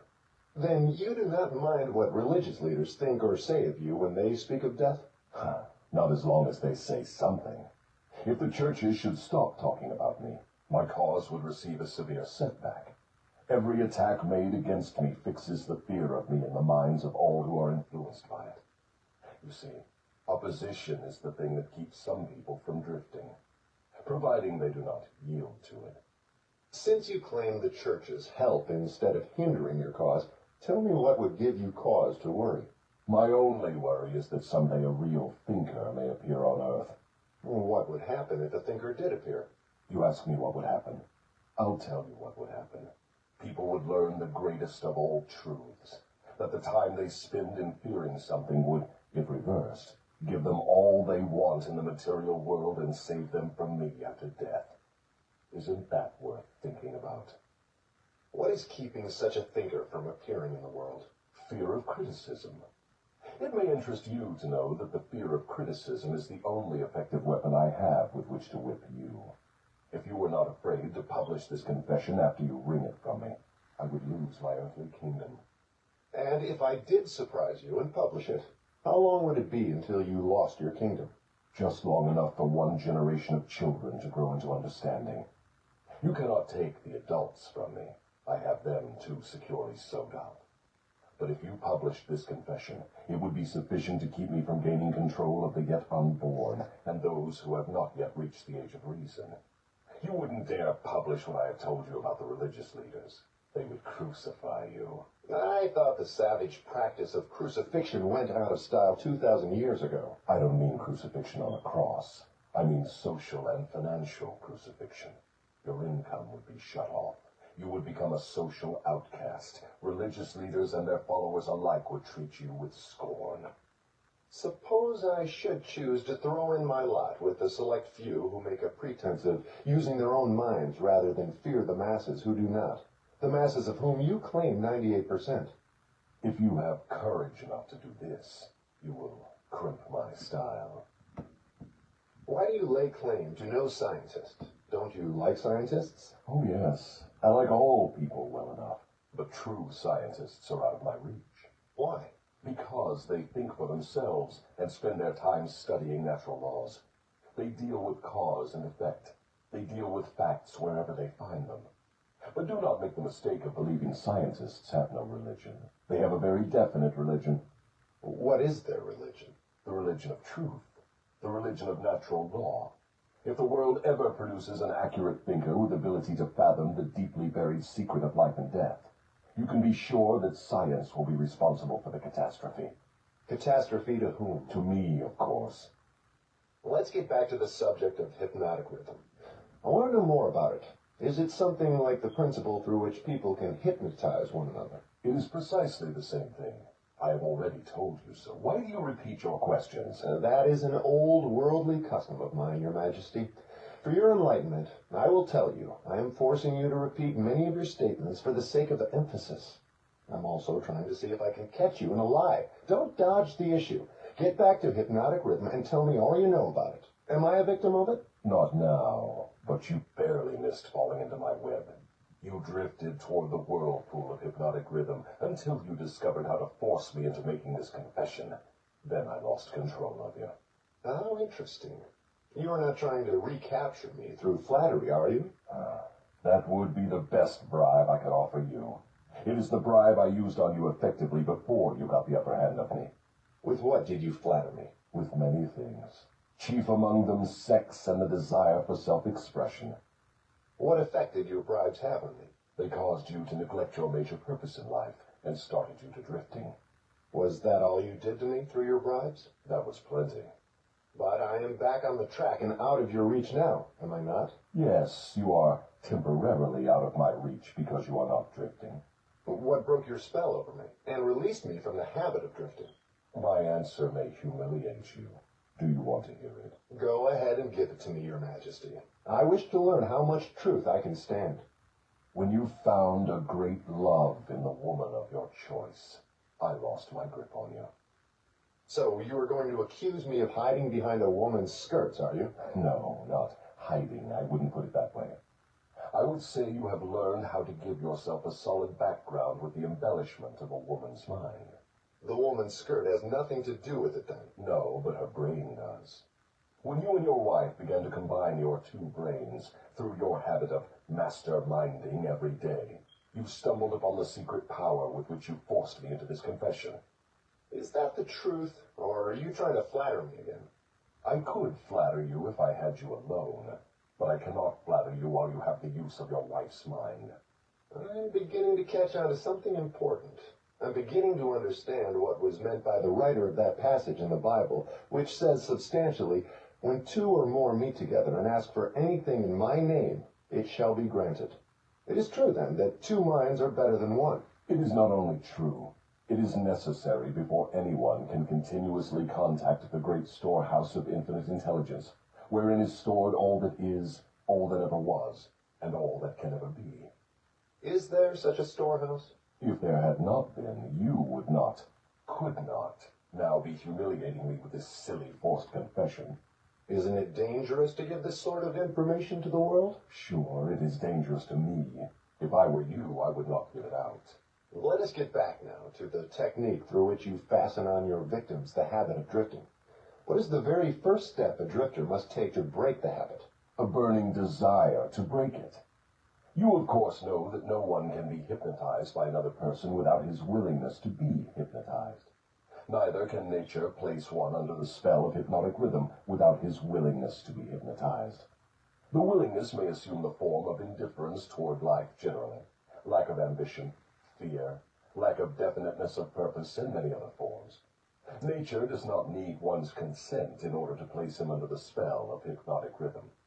It needs only to find him off guard through any form of neglect to use his own mind. Remember this. Whatever you have, you use it or you lose it. All successful attempts to break the habit of drifting must be done before nature makes the habit permanent through hypnotic rhythm. As I understand you, hypnotic rhythm is a natural law through which nature fixes the vibration of all environments. Is that true? Yes. Nature uses hypnotic rhythm to make one's dominating thoughts and one's thought habits permanent. That is why poverty is a disease. Nature makes it so by fixing permanently the thought habits of all who accept poverty as an unavoidable circumstance. Through this same law of hypnotic rhythm, nature will also fix permanently positive thoughts of opulence and prosperity. Perhaps you will better understand the working principle of hypnotic rhythm if I tell you its nature is to fix permanently all habits, whether they are mental or physical. If your mind fears poverty, your mind will attract poverty. If your mind demands opulence and expects it, your mind will attract the physical and financial equivalents of opulence. This is in accordance with an immutable law of nature. Did the writer of that sentence in the Bible, "Whatsoever a man soweth, that shall he also reap," have in mind this law of nature? He could have nothing else in mind. The statement is true. You can see evidence of its truth in all human relationships. And that is why the man who forms the habit of drifting through life must accept whatever life hands him. Is that correct? That is absolutely correct. Life pays the drifter its own price on its own terms. The non-drifter makes life pay on his own terms. Doesn't the question of morals enter into what one gets from life? To be sure, but only for the reason that one's morals have an influence on one's thoughts. No one can collect what he wants from life merely by being good, if that is what you want to know. No, I guess not. I see what you mean. We are all where we are and what we are because of our own deeds. No, not exactly. You are where you are and what you are because of your thoughts and your deeds. Then there is no such reality as luck, is there? Emphatically no. Circumstances which people do not understand are classified under the heading of luck. Back of every reality is a cause. Often the cause is so far removed from the effect that the circumstance can be explained only by attributing it to the operation of luck. Nature knows no such law as luck. It is a man-made hypothesis with which he explains away things he does not understand. The terms luck and miracle are twin sisters. Neither of them has any real existence except in the imaginations of people. Both are used to explain that which people do not understand. Remember this: everything having a real existence is capable of proof. Keep this one truth in mind, and you will become a sounder thinker. Which is more important, one's thoughts or one's deeds? All deeds follow thoughts. There can be no deeds without their having first been patterned in thought. Moreover, all thoughts have a tendency to clothe themselves in their physical counterpart. One's dominating thoughts, that is, the thoughts one mixes with the emotions, desire, hope, faith, fear, hate, greed, enthusiasm, not only have a tendency to clothe themselves in their physical equivalent, but they are bound to do so. That reminds me to ask you to tell me more about yourself. Where, in addition to the minds of people, do you dwell and operate? I operate wherever there is something I can control and appropriate. I have already told you I am the negative portion of the electron of matter. I am the explosion in lightning. I am the pain in disease and physical suffering. I am the unseen general in warfare. I am the unknown commissioner of poverty and famine. I am the executioner extraordinary of death. I am the inspirer of lust after the flesh. I am the creator of jealousy and envy and greed. I am the instigator of fear. I am the genius who converts the achievements of men of science into instruments of death. I am the destroyer of harmony in all manner of human relationships. I am the antithesis of justice. I am the driving force in all immorality. I am the stalemate of all good. I am anxiety, suspense, superstition, and insanity. I am the destroyer of hope and faith. I am the inspirer of destructive gossip and scandal. I am the discourager of free and independent thought.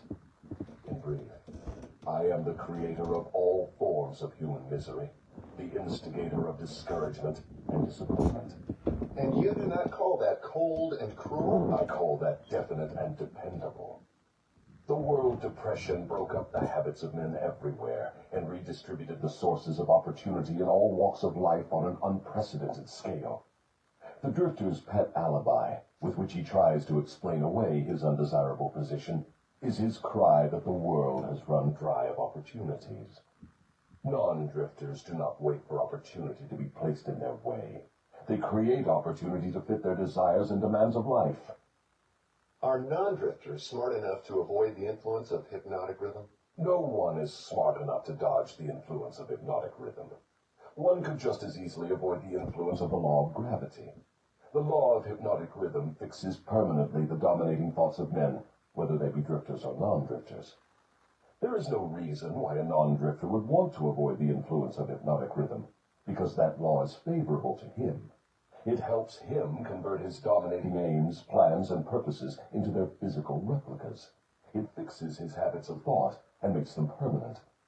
Only the drifter would wish to dodge the influence of hypnotic rhythm. For the better portion of my adult life, I've been a drifter.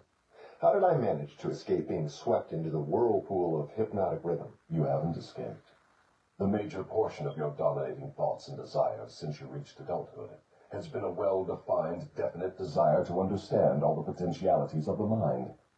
You may have drifted on thoughts of lesser importance, but you did not drift in connection with this desire. Because you did not drift, you are now recording a document which gives you exactly what your dominating thoughts demanded of life. Why doesn't your opposition use hypnotic rhythm to make permanent one's higher thoughts and nobler deeds? Why does your opposition permit you to use this stupendous force as a means of entangling people in a web of evil, spun by their own thoughts and deeds? Why does your opposition not outwit you by binding people with thoughts which build and lift them above your influence? The law of hypnotic rhythm is available to all who will use it. I make use of it more effectively than does my opposition, because I offer people more attractive bribes to think my sort of thoughts and indulge in my sort of deeds. In other words, you control people by making negative thinking and destructive deeds pleasing to them. Is that correct? That is the idea exactly. I've often wondered why your opposition, what we Earthbound call God, does not annihilate you. Can you tell me why? Because the power is as much mine as his. It is as available to me as to him. That is what I have been trying to get over to you. The highest power in the universe can be used for constructive purposes, through what you call God. Or it can be used for negative purposes, through what you call the devil. And something more important still, it can be used by any human being just as effectively as by God or the devil. You make a far-reaching claim. Can you prove your claim? Yes, but it would be better if you proved it for yourself. The devil's word is not worth much among your earthbound sinners. Neither is God's word. You fear the devil and refuse to trust your God. Therefore, you have but one source available through which you may appropriate the benefits of universal power, and that is by trusting and using your own power of thought. This is the direct road to the universal storehouse of infinite intelligence. There is no other road available to any human being. Why have we Earthbound not found the road to infinite intelligence sooner? Because I have intercepted you and led you off the path by planting in your minds thoughts which destroy your power to use your minds constructively. I have made it attractive to you to use the power of infinite intelligence to attain negative ends through greed, avarice, lust, envy, and hatred. Remember, your mind attracts that which your mind dwells upon. To divert you away from my opposition, I had only to feed you on thoughts helpful to my cause. If I understand what you're saying, you're admitting that no human being need fear the devil or worry about how to flatter God. That is it precisely. This admission may put a crimp in my style, but I have the satisfaction of knowing it may also slow down my opposition by sending people direct to the source of all power. In other words, if you cannot control people through negative bribes or fear, then you wish to kick over the entire apple cart and show people how to go around God. Are you by any chance in politics, too? Your technique seems frightfully familiar. Am I in politics? If I am not in politics, who do you believe starts depressions and forces people into wars? Surely you would not lay this at the door of my opposition. As I have already told you, I have allies in all walks of life to help me in connection with all human relationships. Why don't you take over the churches and use them outright in your cause? Do you think I am a fool? Who would keep alive the fear of the devil if I subdued the churches? Who would serve as a decoy to attract the attention of people while I manipulate their minds if I did not have some agency through which to sow the seeds of fear and doubt? The cleverest thing I do is to use the allies of my opposition to keep the fear of hell burning in the minds of people. As long as people fear something, no matter what, I will keep a grip on them. I'm beginning to see your scheme. You use the churches to plant the seed of fear and uncertainty and indefiniteness in the minds of people. These negative states of mind cause people to form the habit of drifting. This habit crystallizes into permanency through the law of hypnotic rhythm. Then the victim is helpless to help himself. Is that right? Hypnotic rhythm, then, is something to be watched and respected. A better way of stating the truth is that hypnotic rhythm is something to be studied, understood, and voluntarily applied to attain definite desired ends. If the force of hypnotic rhythm is not voluntarily applied to attain definite ends, may it be a great danger? Yes, and for the reason that it operates automatically. If it is not consciously applied to attain a desired end, it can, and it will, operate to attain undesired ends. Take the simple illustration of climate, for example. Anyone can see and understand that nature forces every living thing and every element of matter to adjust itself to her climates. In the tropics, she creates trees which bear fruit and reproduce themselves. She forces the trees to adjust themselves to her scorching sun. She forces them to put out leaves suitable for protection against the rays of the sun. These same trees could not survive if removed to the Arctic regions, where nature has established an entirely different climate. In the colder climate, she creates trees which are adjusted to survive and to reproduce themselves, but they could not survive if transplanted in the tropical regions. In the same manner, nature clothes her animals, giving to those in each different climate a covering suited to their comfort and survival in that climate. In a similar manner, nature forces upon the minds of men the influences of their environment, which are stronger than the individual's own thoughts. Children are forced to take on the nature of all influences of those around them, unless their own thoughts are stronger than the influences. Nature sets up a definite rhythm for every environment, and everything within the range of that rhythm is forced to conform to it. Man alone has the power to establish his own rhythm of thought, providing he exercises this privilege before hypnotic rhythm has forced upon him the influences of his environment. Every home, every place of business, every town and village, and every street and community center has its own definite, discernible rhythm. If you wish to know what a difference there is in the rhythms of streets, take a walk up Fifth Avenue in New York, and then down a street in the slums. All forms of rhythm become permanent with time. Does each individual have his own rhythm of thought? Yes, that is precisely the major difference between individuals. The person who thinks in terms of power, success, opulence, sets up a rhythm which attracts these desirable possessions. The person who thinks in terms of misery, failure, defeat, discouragement, and poverty attracts these undesirable influences. This explains why both success and failure are the result of habit. Habit establishes one's rhythm of thought, and that rhythm attracts the object of one's dominating thoughts. Hypnotic rhythm is something resembling a magnet, which attracts things for which it has a magnetic affinity. Is that correct? Yes, that is correct. That is why the poverty-stricken herd themselves into the same communities. It explains that old saying, misery loves company. It also explains why people who begin to succeed in any undertaking find that success multiplies with less effort as time goes on. All successful people use hypnotic rhythm, either consciously or unconsciously, by expecting and demanding success. The demand becomes a habit, hypnotic rhythm takes over the habit, and the law of harmonious attraction translates it into its physical equivalent. In other words, if I know what I want from life, demand it, and back my demand by a willingness to pay life's price for what I want, and refuse to accept any substitutes, the law of hypnotic rhythm takes over my desire and helps, by natural and logical means, to transmute it into its physical counterpart. Is that true? That describes the way the law works.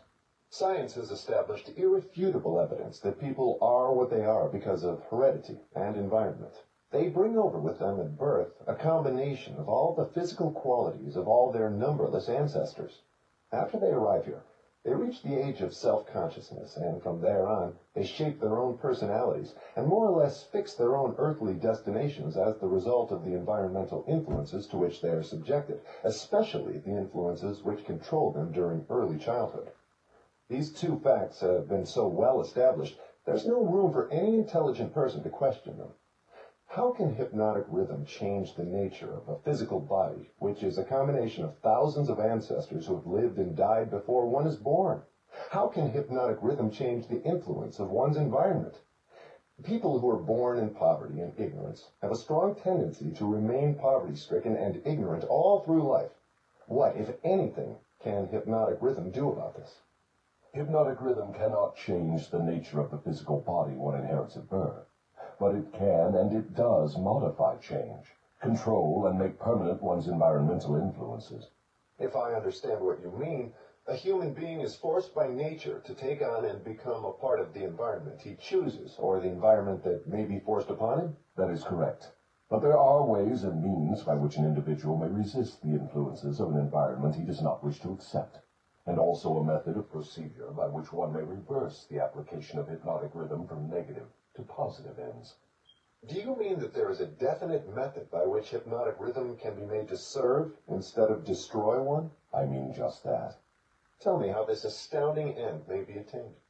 For my description to be of any practical value, it will be necessarily lengthy, because it will have to cover 7 principles of psychology, which must be understood and applied by all who use hypnotic rhythm to aid them in forcing life to yield that which they want. Then break your description into 7 parts, each giving a detailed analysis of one of the 7 principles with simple instructions for its practical application.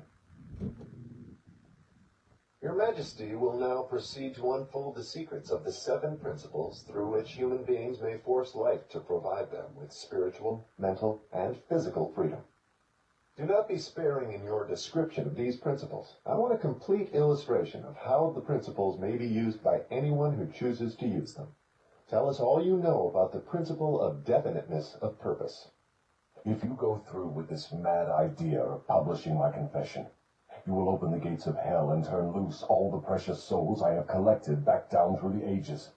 You will deprive me of souls yet unborn. You will release from my bondage millions now living. Stop, I beg of you. Open up. Let's hear what you have to say about the principle of definiteness of purpose. You are pouring water on the fires of hell, but the responsibility is yours, not mine. I may as well tell you that any human being who can be definite in his aims and plans can make life hand over whatever is wanted. That is a broad claim, Your Majesty. Do you wish to tone it down a bit? Tone it down? No, I wish to tone it up. When you hear what I now have to say, you will understand why the principle of definiteness is so important. My opposition uses a clever little trick to cheat me of my control over people.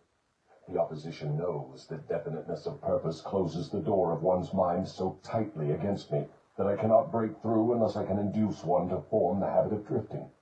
Why doesn't your opposition give your secret to all people by telling them to avoid you through definiteness of purpose? You have already admitted that 2 out of every 100 people belong to your opposition. Because I am more clever than my opposition. I draw people away from definiteness with my promises. You see, I control more people than my opposition because I am a better salesman and a better showman. I attract people by feeding them liberally of the thought habits in which they like to indulge. Is definiteness of purpose something with which one must be born, or may it be acquired? Everyone, as I have told you before, is born with the privilege of being definite, but 98 out of every 100 people lose this privilege by sleeping on it. The privilege of definiteness can be maintained only by adopting it as a policy by which one is guided in all the affairs of life. Oh, I see. One takes advantage of the principle of definiteness, just as one may build a strong physical body, through constant, systematic use. Is that it? You have stated the truth clearly and accurately. Now I think we are getting somewhere, Your Majesty.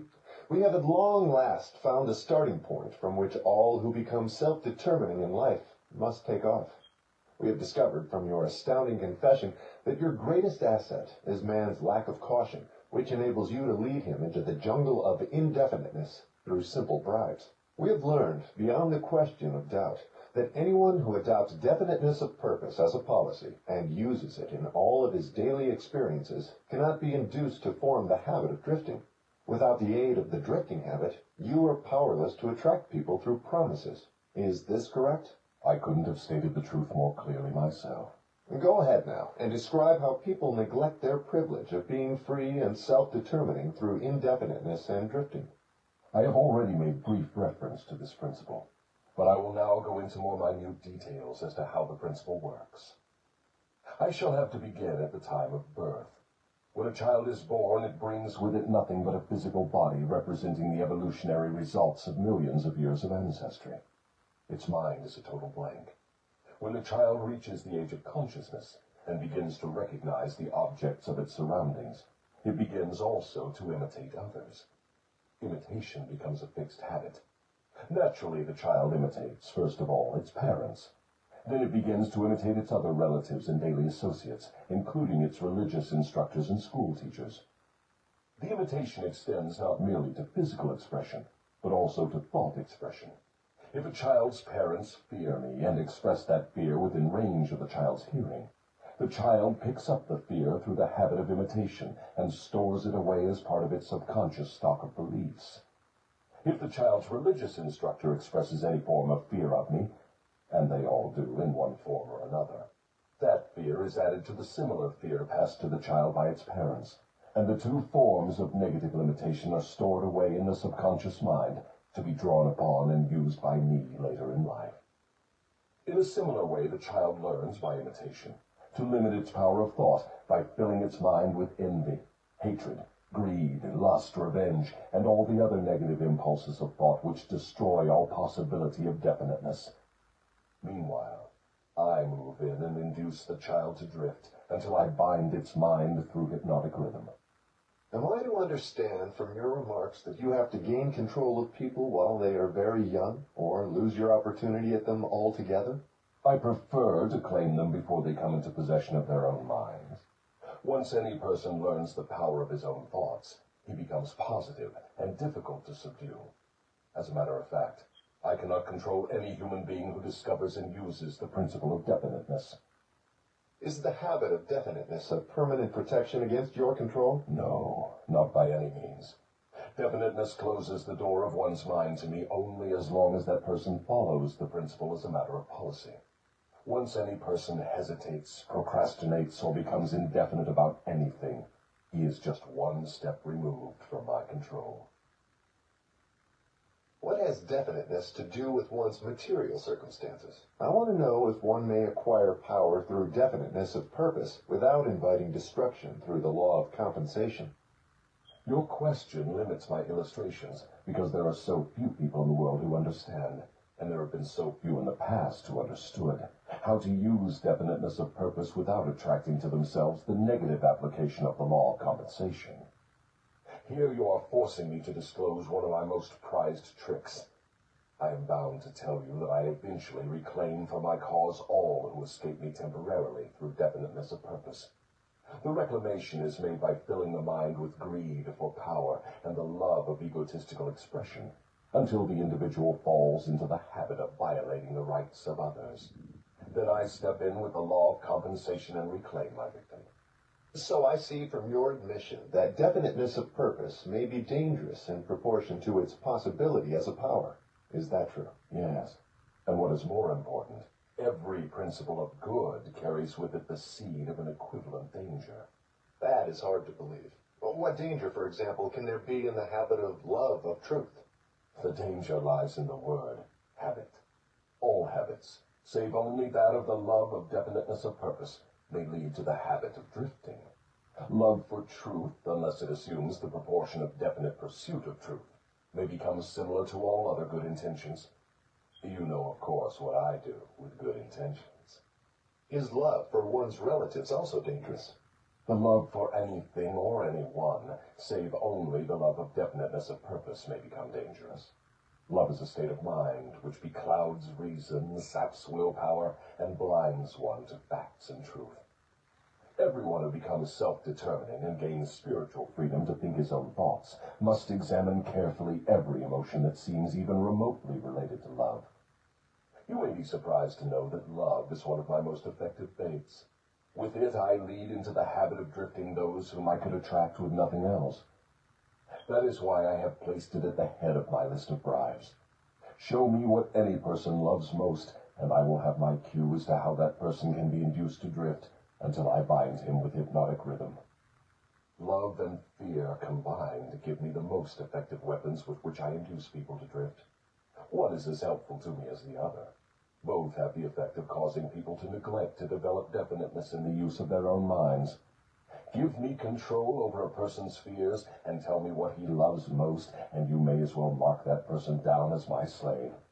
Both love and fear are emotional forces of such stupendous potency that either may completely set aside the power of will and the power of reason. Without will and reason, there is nothing left to support definiteness of purpose.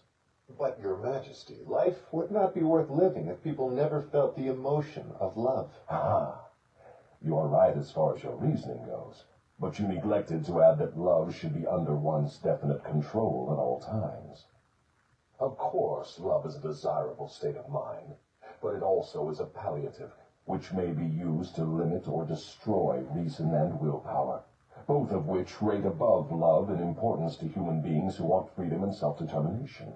I understand from what you say that people who gain power must harden their emotions, master fear, and subdue love. Is that correct? People who gain and maintain power must become definite in all their thoughts and all their deeds. If that is what you call hard, then they must become hard. Let us look into the sources of advantage of definiteness in the everyday affairs of life.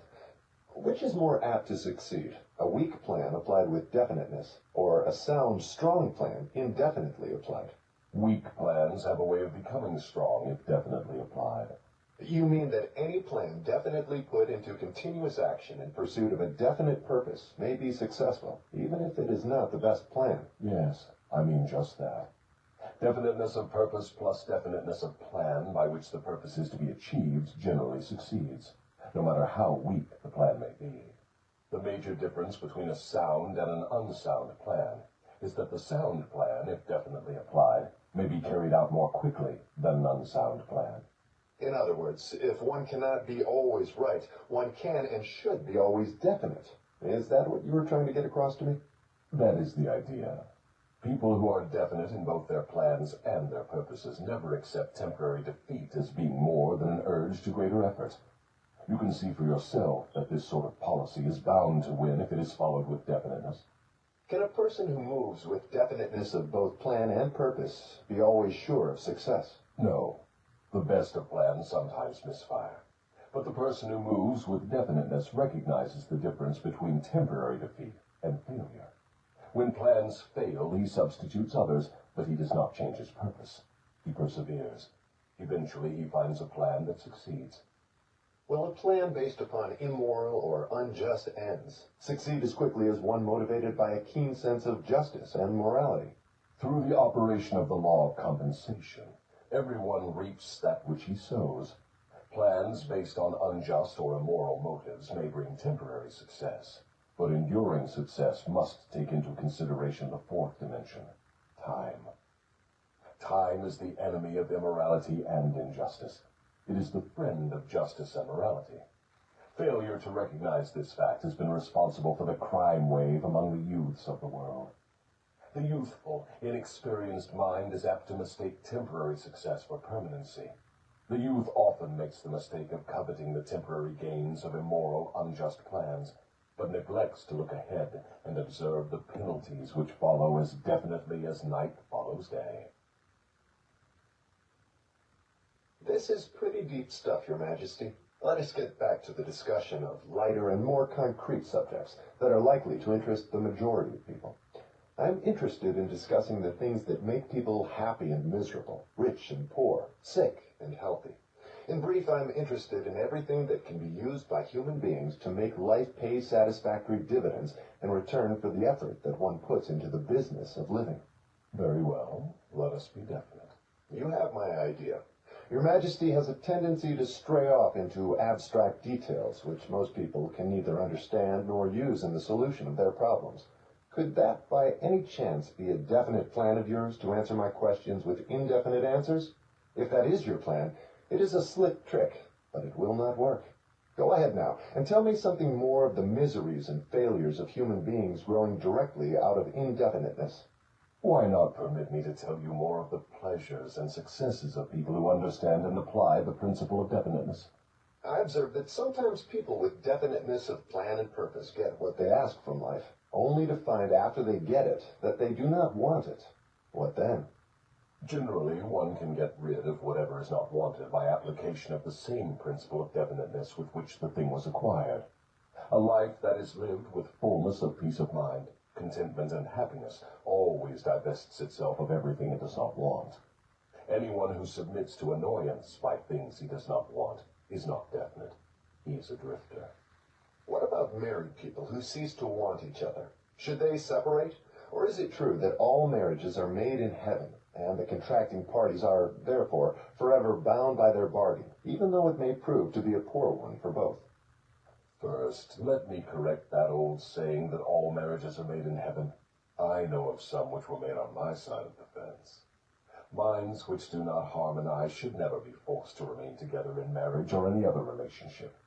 Friction and all forms of discord between minds lead inevitably to the habit of drifting, and of course to indefiniteness. Aren't people sometimes bound to others by a relationship of duty, which renders it impractical for them to take from life what they want most? Duty is one of the most abused and misunderstood words in existence. The first duty of every human being is to himself. Every person owes himself the duty of finding how to live a full and happy life.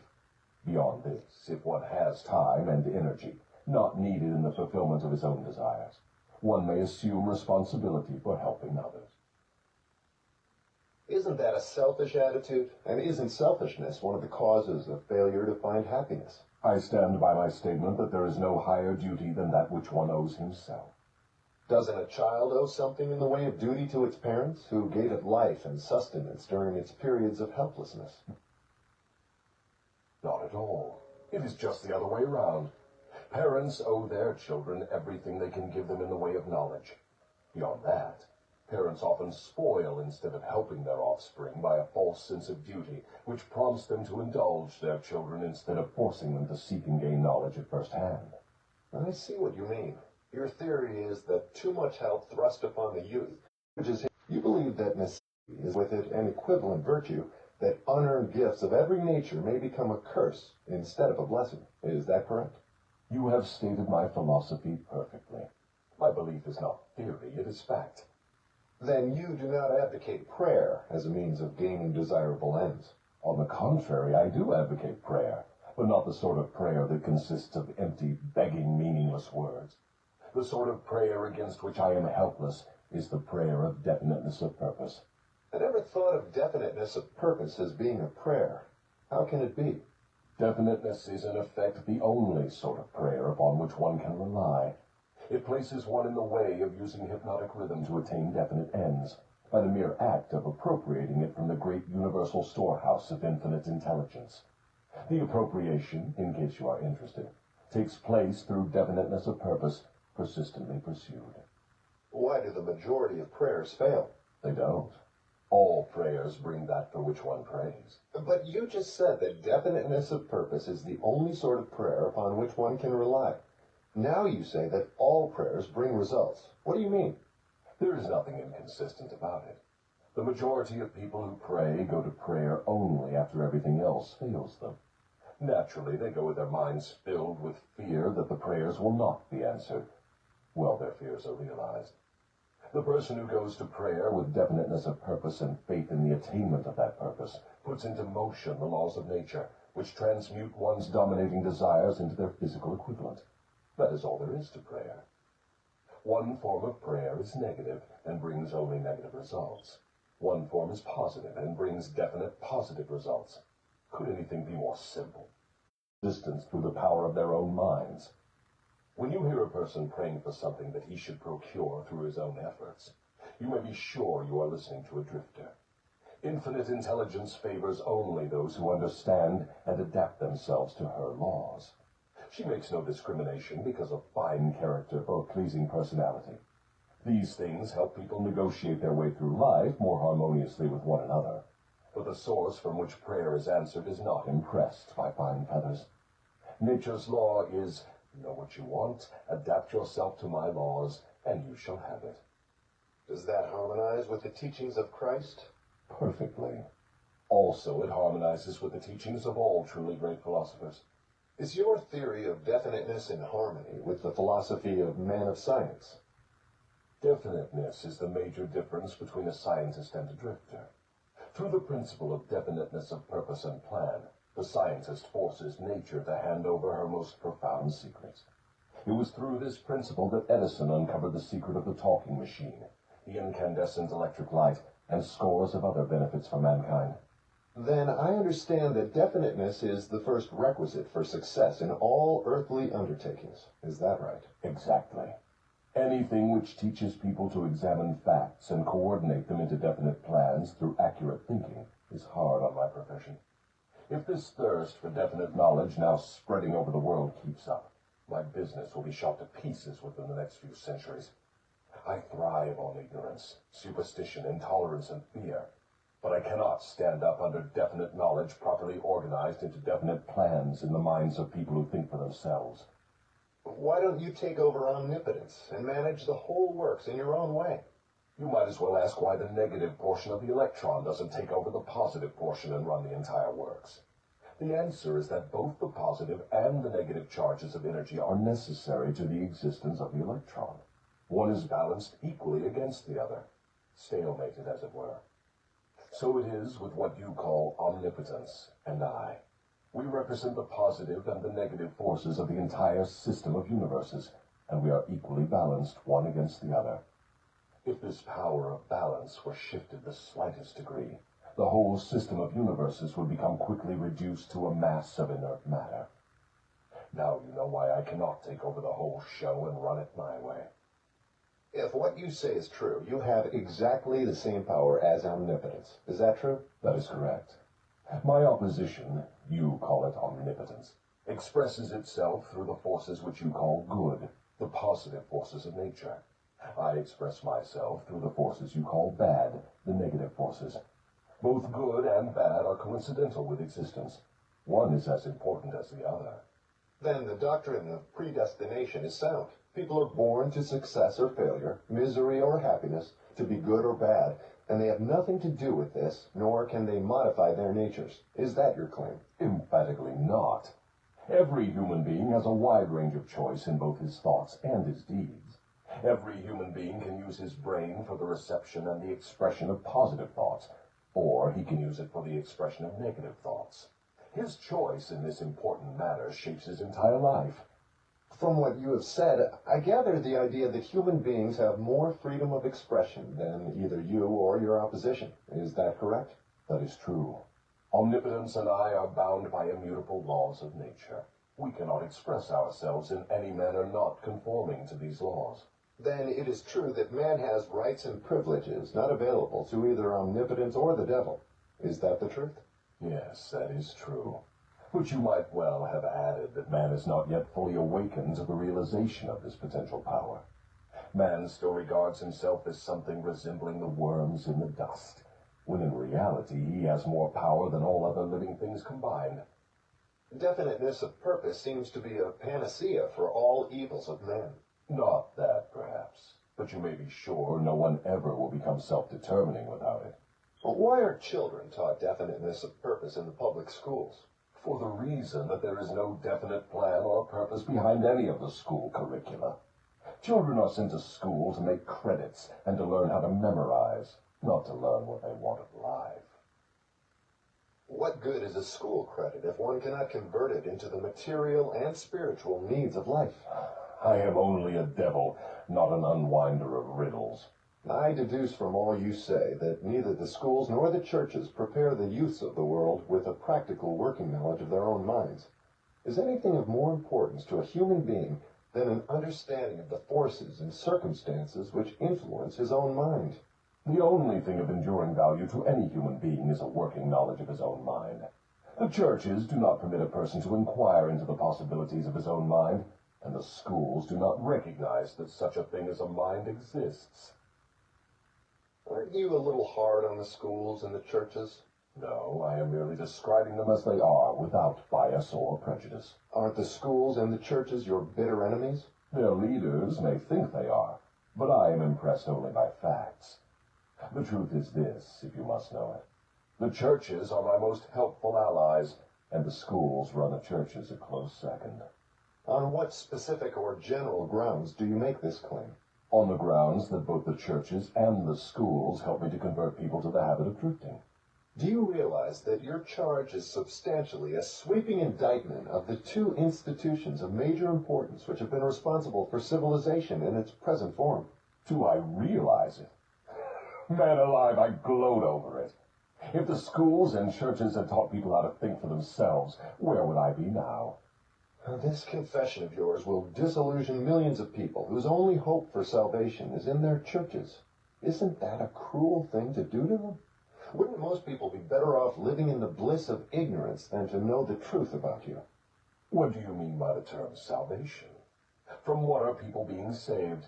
The only form of enduring salvation that is worth a green fig to any human being is that which comes from recognition of the power of his own mind. Ignorance and fear are the only enemies from which men need salvation. You seem to hold nothing sacred. You are wrong. I hold sacred the one thing which is my master, the one thing I fear. What is that? The power of independent thought backed by definiteness of purpose. Then you do not have many people to fear. Only 2 out of every 100, to be exact. I control all others. Let's give the churches a rest and get back to the public schools. Your confession has shown clearly that you thrive and perpetuate yourself from one generation to another by the clever trick of taking over the minds of children before they have the chance to learn how to use their minds. I wish to know what is wrong with a public school system that permits the devil to control so many people. I wish to know also what can be done to the established system of teaching that will ensure all children the opportunity to learn, first, that they have minds, and second, how to use those minds to bring spiritual and economic freedom. I'm putting the question to you definitely enough, and since you have stressed the importance of definiteness of purpose, I am here and now putting you on notice that your answer to my question must be definite. Wait a moment while I catch my breath. You have given me quite an order. It seems strange that you would come to the devil to learn how to live. I should think you would go to my opposition. Why don't you? Your Majesty, it is you who are on trial here, not I. I want the truth, and I am not particular as to the source from which I get it. There is something radically wrong with the system of education that has given us a balance sheet with life that shows us hopelessly in the red and groping for the road to self-determination as if we were so many animals lost in the jungle. I want to know two things about this system. First, what is the major weakness of the system? Second, how can this weakness be eliminated? The floor is yours again. Please, stick to the question and stop trying to decoy me into the discussion of deep abstract subjects. That's definite, is it not? You leave me no choice but that of direct answer.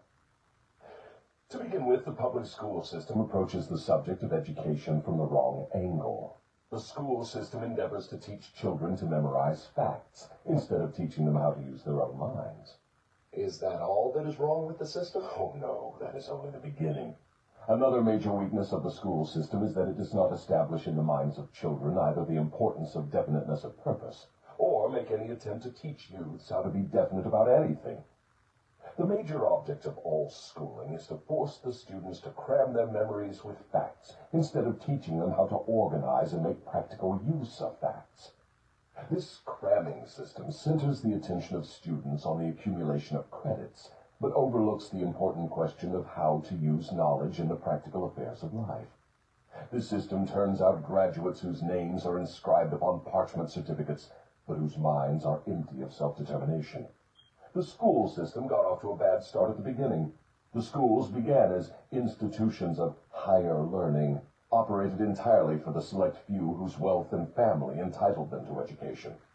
Thus, the entire school system was evolved by beginning at the top and working back down to the bottom. It is no wonder the system neglects to teach children the importance of definiteness of purpose, when the system itself has literally evolved through indefiniteness. What would correct this weakness of the public school system? Let's not complain of the weakness of the system unless we are prepared to offer a practical remedy with which it can be corrected. In other words, while we are discussing the importance of definiteness of plan and purpose, let us take our own medicine and be definite. Why don't you lay off the schools and churches and save yourself plenty of trouble? Don't you know that you are poking your nose into the affairs of the two forces that control the world? Suppose you do show up the schools and the churches as being weak and inadequate for the needs of human beings. What then? With what are you going to replace these two institutions? Stop trying to evade my questions by the old trick of asking a counter-question. I do not propose to replace the schools and churches, but I do propose to find out, if I can, how these organized forces can be modified so that they will serve people instead of keeping them in ignorance. Go ahead now, and give me a detailed catalog of all the changes in the public school system which would improve it. So you want the entire catalog, do you? Do you want the suggested changes in the order of their importance? Describe the changes needed, just as they come to you. You are forcing me to commit an act of treason against myself. But here it is. Reverse the present system by giving children the privilege of leading in their schoolwork instead of following orthodox rules designed only to impart abstract knowledge. Let instructors serve as students, and let the students serve as instructors. As far as possible, organize all schoolwork into definite methods through which the student can learn by doing, and direct the classwork so that every student engages in some form of practical labor connected with the daily problems of life. Ideas are the beginning of all human achievement. Teach all students how to recognize practical ideas that may be of benefit in helping them acquire whatever they demand of life. Teach the students how to budget and use time. And above all, Teach the truth that time is the greatest asset available to human beings, and the cheapest. Teach the student the basic motives by which all people are influenced, and show how to use these motives in acquiring the necessities and the luxuries of life. Teach children what to eat, how much to eat, and what is the relationship between proper eating and sound health. Teach children the true nature and function of the emotion of sex, and above all, teach them that it can be transmuted into a driving force capable of lifting one to great heights of achievement. Teach children to be definite in all things, beginning with the choice of a definite major purpose in life. Teach children the nature of and possibilities for good and evil in the principle of habit, using as illustrations with which to dramatize the subject the everyday experiences of children and adults. Teach children how habits become fixed through the laws of hypnotic rhythm, and influence them to adopt, while in the lower grades, habits that will lead to independent thought. Teach children the difference between temporary defeat and failure, and show them how to search for the seed of an equivalent advantage which comes with every circumstance of defeat.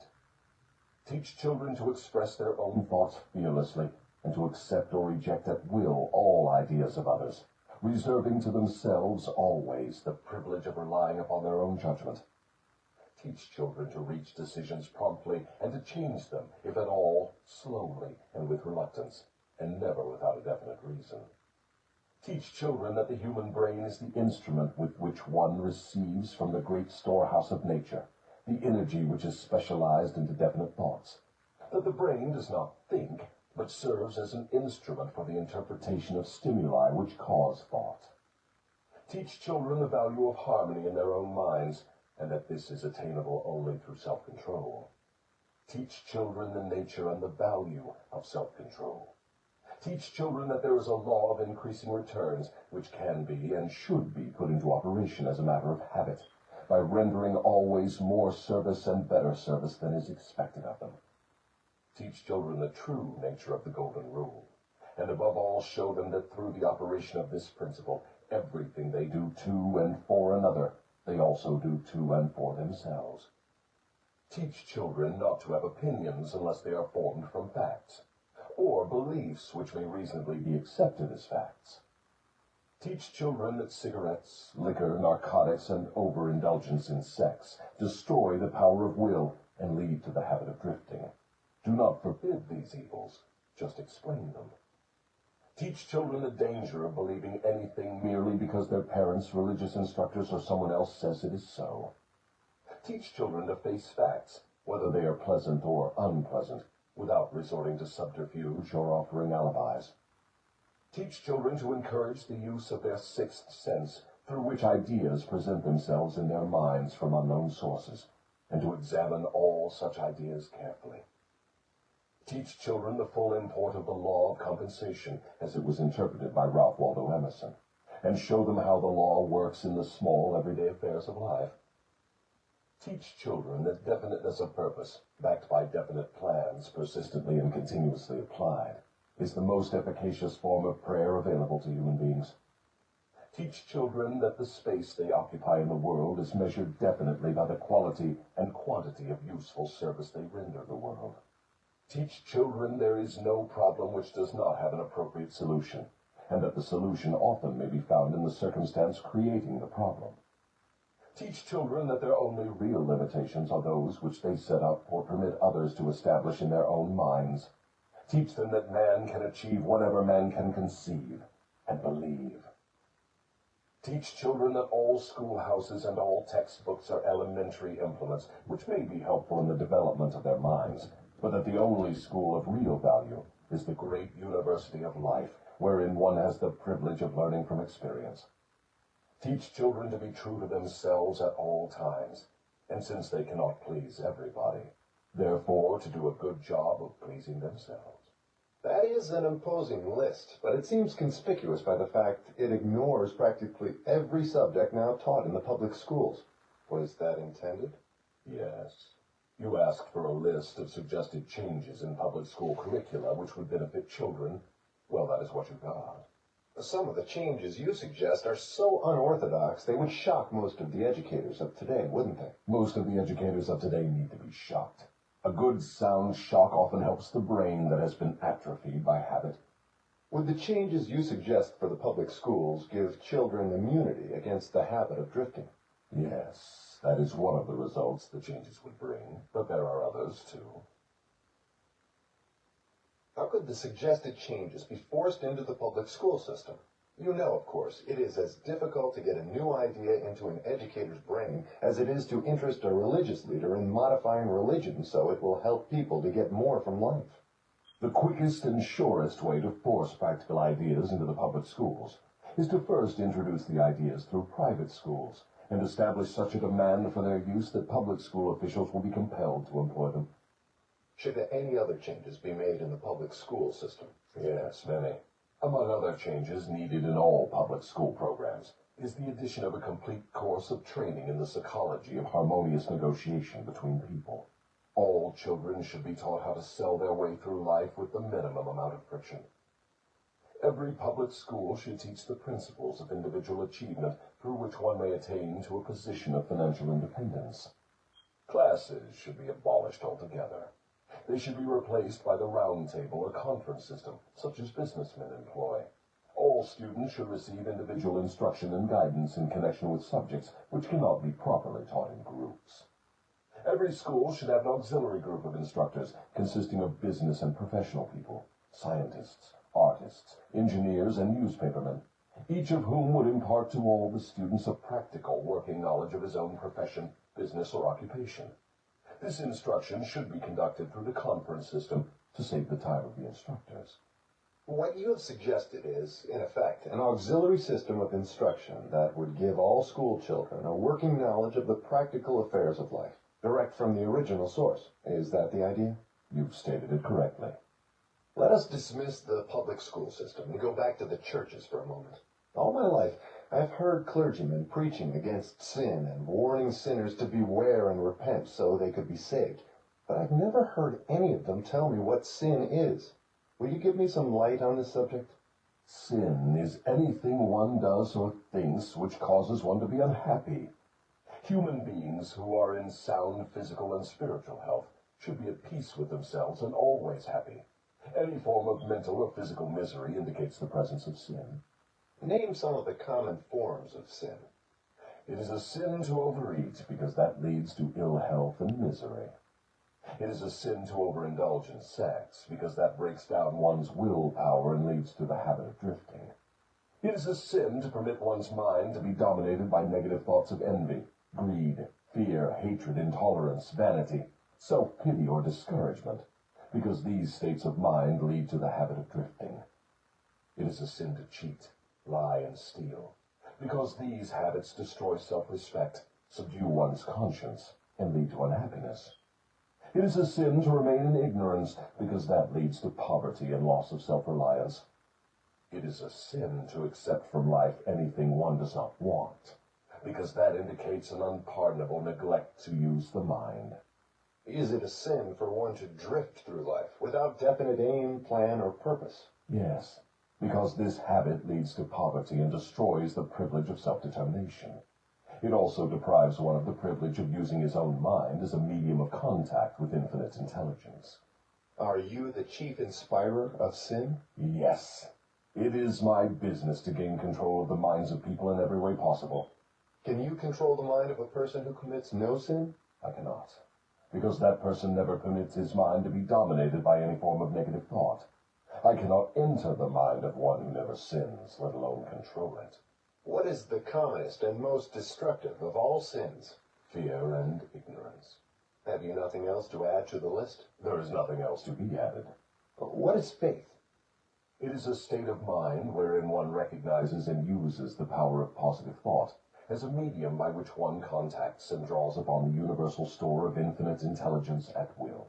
In other words, faith is the absence of all forms of negative thought. Is that the idea? Yes, that is another way of describing it. Has a drifter the capacity to use faith? He may have the capacity, but he does not use it. Everyone has the potential power to clear his mind of all negative thoughts, and thereby avail himself of the power of faith. Stating the matter in another way, faith is definiteness of purpose backed by belief in the attainment of the object of that purpose. Is that correct? That's the idea exactly. What preparation must one undergo before being able to move with definiteness of purpose at all times? One must gain mastery over self. This is the second of the 7 principles. The person who is not master of himself can never be master of others. Lack of self-mastery is, of itself, the most destructive form of indefiniteness.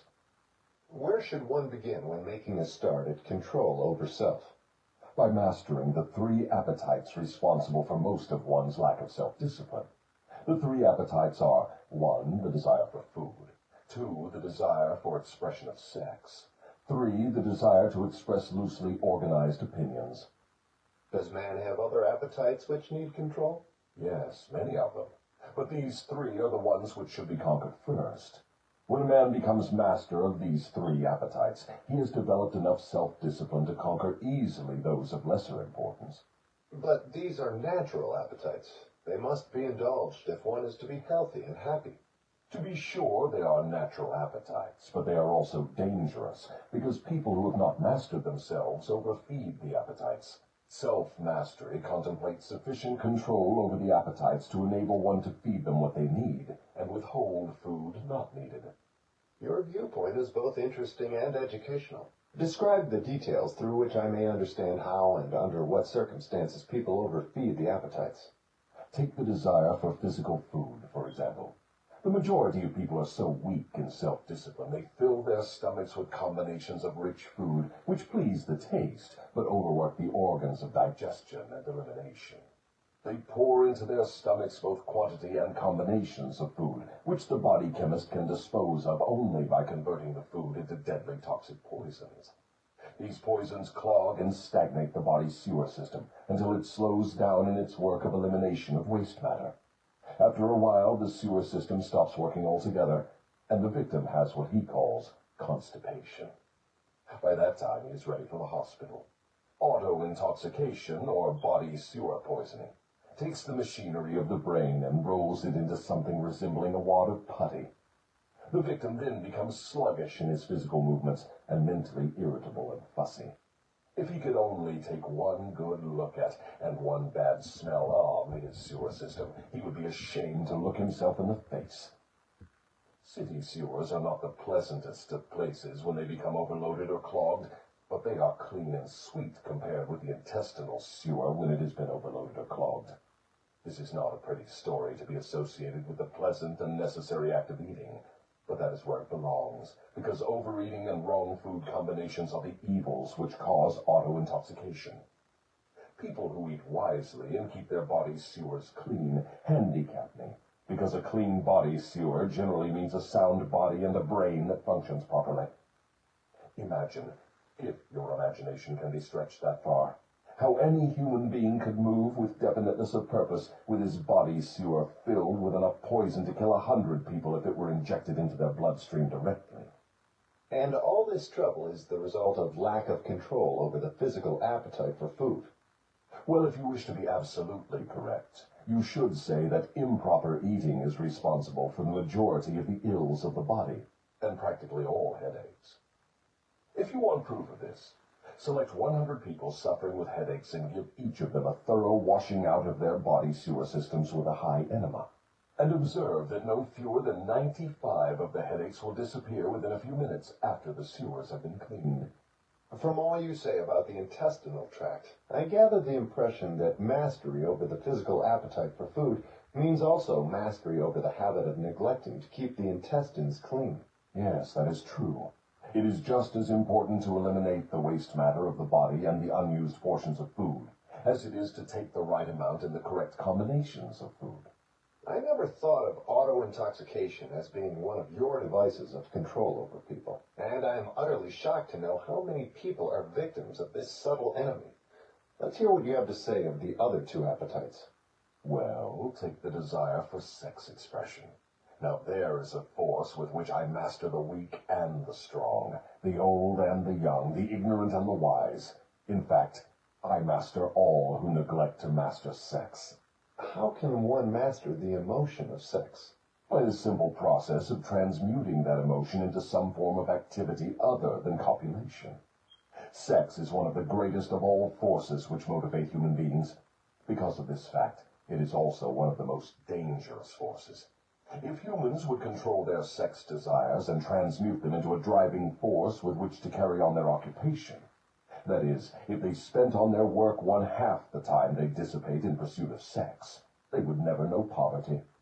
Do I understand you to imply there is a relationship between sex and poverty? Yes, where sex is not under definite control. If allowed to run its natural course, sex will quickly lead one into the habit of drifting. Is there any relationship between sex and leadership? Yes, all great leaders in every walk of life are highly sexed, but they follow the habit of controlling their sex desires, switching them into a driving force behind their occupation. Is the habit of overindulgence in sex as dangerous as the habit of taking narcotics or liquor?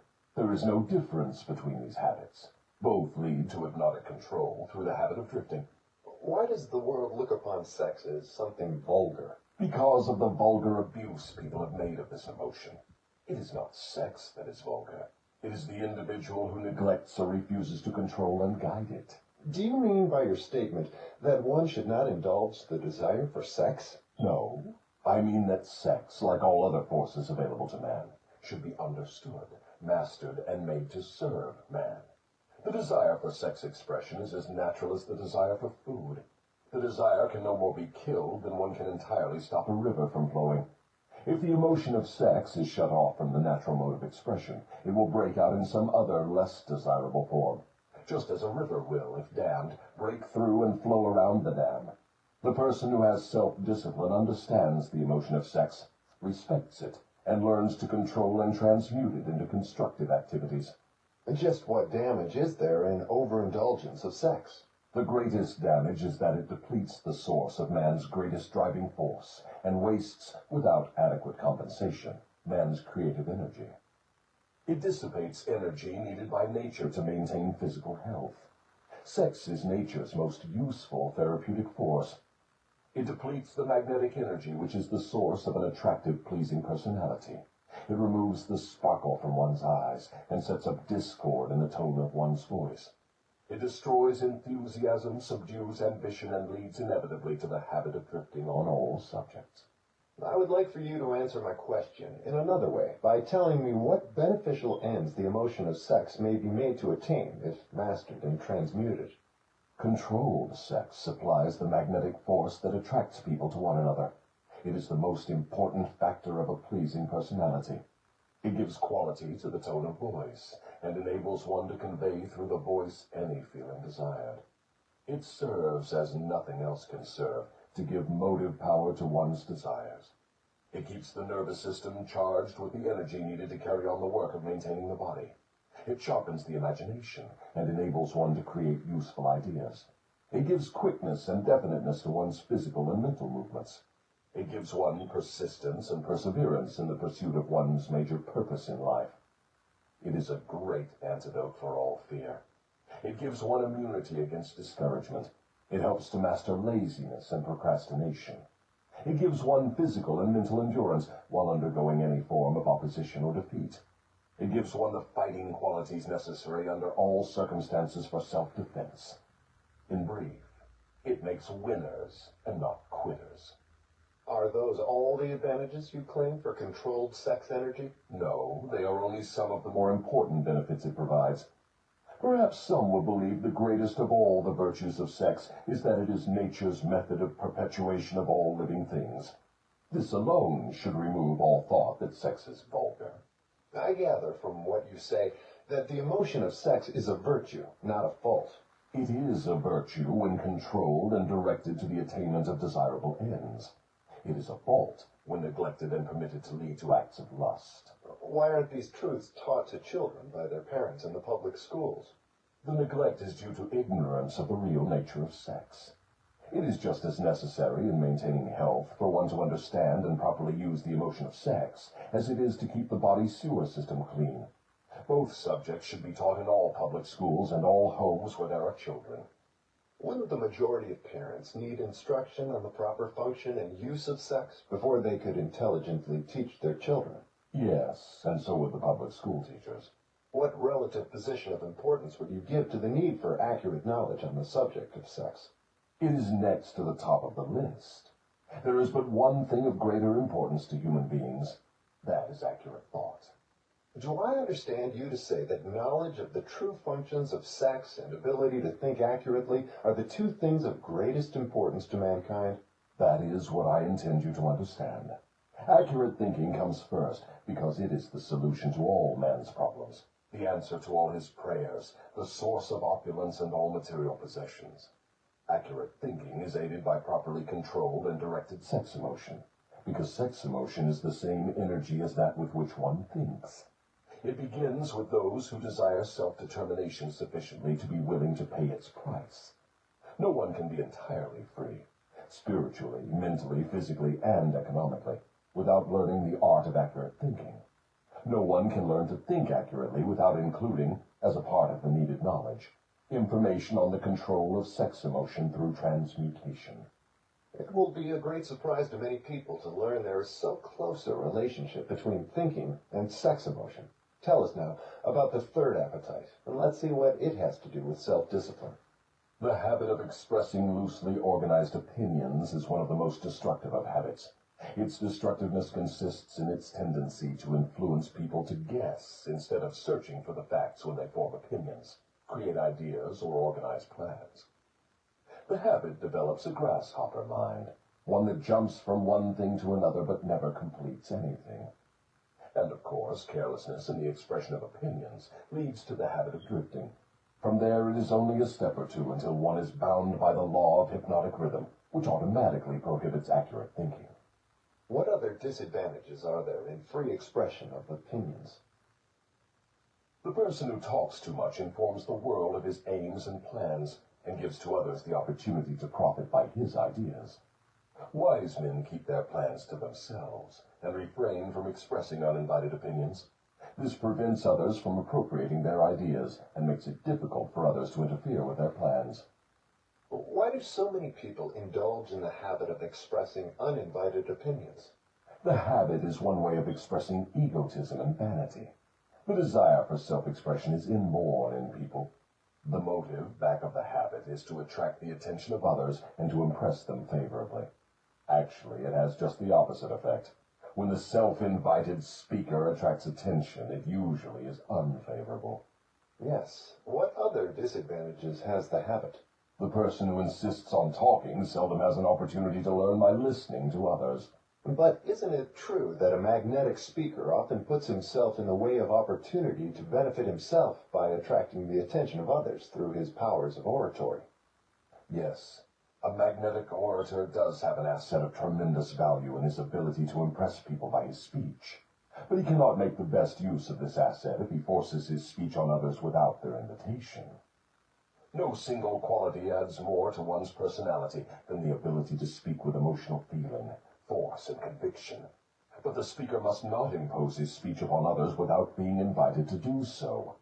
There is an old saying that nothing is worth more than its actual cost. This applies as well to the free, uninvited expression of opinions as to material things. What about people who volunteer their opinions by expressing them in writing? Do they also suffer by lack of self-discipline? One of the worst pests on earth is the person who writes uninvited letters to people of prominence. Men in public office, moving picture stars, men who have succeeded in business or written a best-selling book. And people whose names appear often in the newspapers are continuously besieged by people who write letters expressing their opinion on all subjects. But the writing of uninvited letters is a harmless way of finding pleasure through self-expression, is it not? What damage does one do by the habit? Habits are contagious. Every habit attracts a flock of its relatives. The habit of doing anything that is useless leads to the formation of other habits that are useless, especially the habit of drifting. But that is not all the dangers associated with the habit of indulging in uninvited expression of opinions. The habit creates enemies and places in their hands dangerous weapons by which they may do great injury to the one who indulges in it. Thieves and confidence men and racketeers pay big prices for the names and addresses of the writers of uninvited letters. Knowing as they do, the writers of these letters become easy victims of all manner of schemes that result in the loss of their money. They refer to the writers of such letters as nuts. If you wish to know how foolish people are who write uninvited letters, read the nut column of any newspaper, the column in which the paper publishes the voluntary opinions of its readers, and you will see for yourself how the writers of such letters antagonize people and invite opposition from others. Now, I had no idea, Your Majesty, that people get into so much difficulty through uninvited expression of their opinions. But now that you have brought up the subject, I do remember writing the editor of a prominent magazine an uninvited letter of criticism, which cost me a fine position on his staff, at a fat salary. That is a perfect example. The proper place to begin self-discipline is right where you stand. The way to begin is by recognizing the truth, that there is nothing for good or evil throughout the myriads of universes except the power of natural law. There is no individual personality anywhere throughout the myriad of universes with the slightest power to influence a human being, save nature and human beings themselves. There is no human being now living. No human being has ever lived, and no human being ever will live with the right or the power to deprive another human being of the inborn privilege of free and independent thought. That privilege is the only one over which any human being can have absolute control. No adult human being ever loses the right to freedom of thought, but most humans lose the benefits of this privilege either by neglect or because it has been taken away from them by their parents or religious instructors before the age of understanding. These are self-evident truths, no less important because they are being called to your attention by the devil than they would be if brought to your attention by my opposition. But what are people going to lean upon in the hour of emergency, when they know not where nor to whom to appeal? Let them lean upon the only dependable power available to any human being. And what is that? Themselves. The power of their own thoughts. The only power they can control and they rely upon. The only power which cannot be perverted, colored, modified, or falsified by their dishonest fellow human beings. All you say seems logical, but why must I come to the devil to discover such profound truths? Let's get back to the 7 principles. You've already disclosed enough information to show clearly that the secret of how to break the power of hypnotic rhythm is wrapped in the 7 principles. You have shown, too, that the most important of these principles is self-discipline. Now, go ahead and describe the other 5 principles you have not yet mentioned and indicate what part they play in giving one self-discipline. First, let me summarize that part of my confession we have already covered. I have frankly told you that my 2 most effective devices for mastering human beings are the habit of drifting and the law of hypnotic rhythm. I have shown you that drifting is not a natural law, but a man-made habit which leads to man's submission to the law of hypnotic rhythm. The 7 principles are the media by which man may break the hold of hypnotic rhythm and take possession again of his own mind. You see, therefore, the 7 principles are the 7 steps which lead victims of hypnotic rhythm out of the self-made prisons in which they are bound. The 7 principles are the master key that unlocks the door to spiritual, mental, and economic self-determination. Is that true? Yes, that's another way of stating the truth. Is failure ever a benefit to man? Yes. Indeed, learning from adversity is the 3rd of the 7 principles. But few people know that every adversity brings with it the seed of an equivalent advantage. Still fewer people know the difference between temporary defeat and failure. If this knowledge were generally known, I would be deprived of one of my strongest weapons of control over human beings. But I understood you to say that failure is one of your greatest allies. I got the impression from your confession that failure causes people to lose ambition and quit trying, and then you take them over without opposition on their part. That is just the point. I take them over after they quit trying. If they knew the difference between temporary defeat and failure, they would not quit when they meet with opposition from life.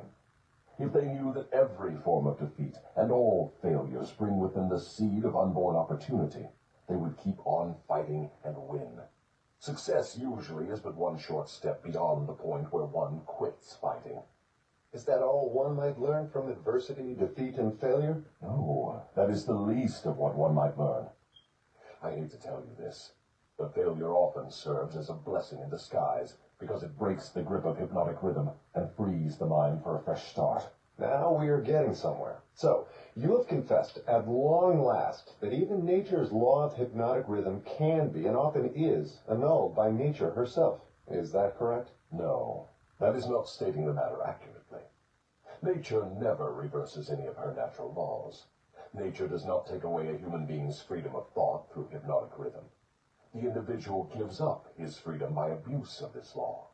If a man jumped from a tree and was killed by the sudden impact of his body with the earth through the law of gravity, you wouldn't say nature murdered him, would you?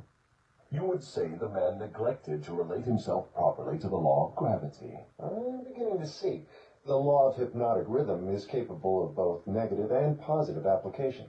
It may drag one down to slavery through loss of the privilege of freedom of thought, or it may help one rise to great heights of achievement through the free use of thought, depending on how the individual relates himself to the law.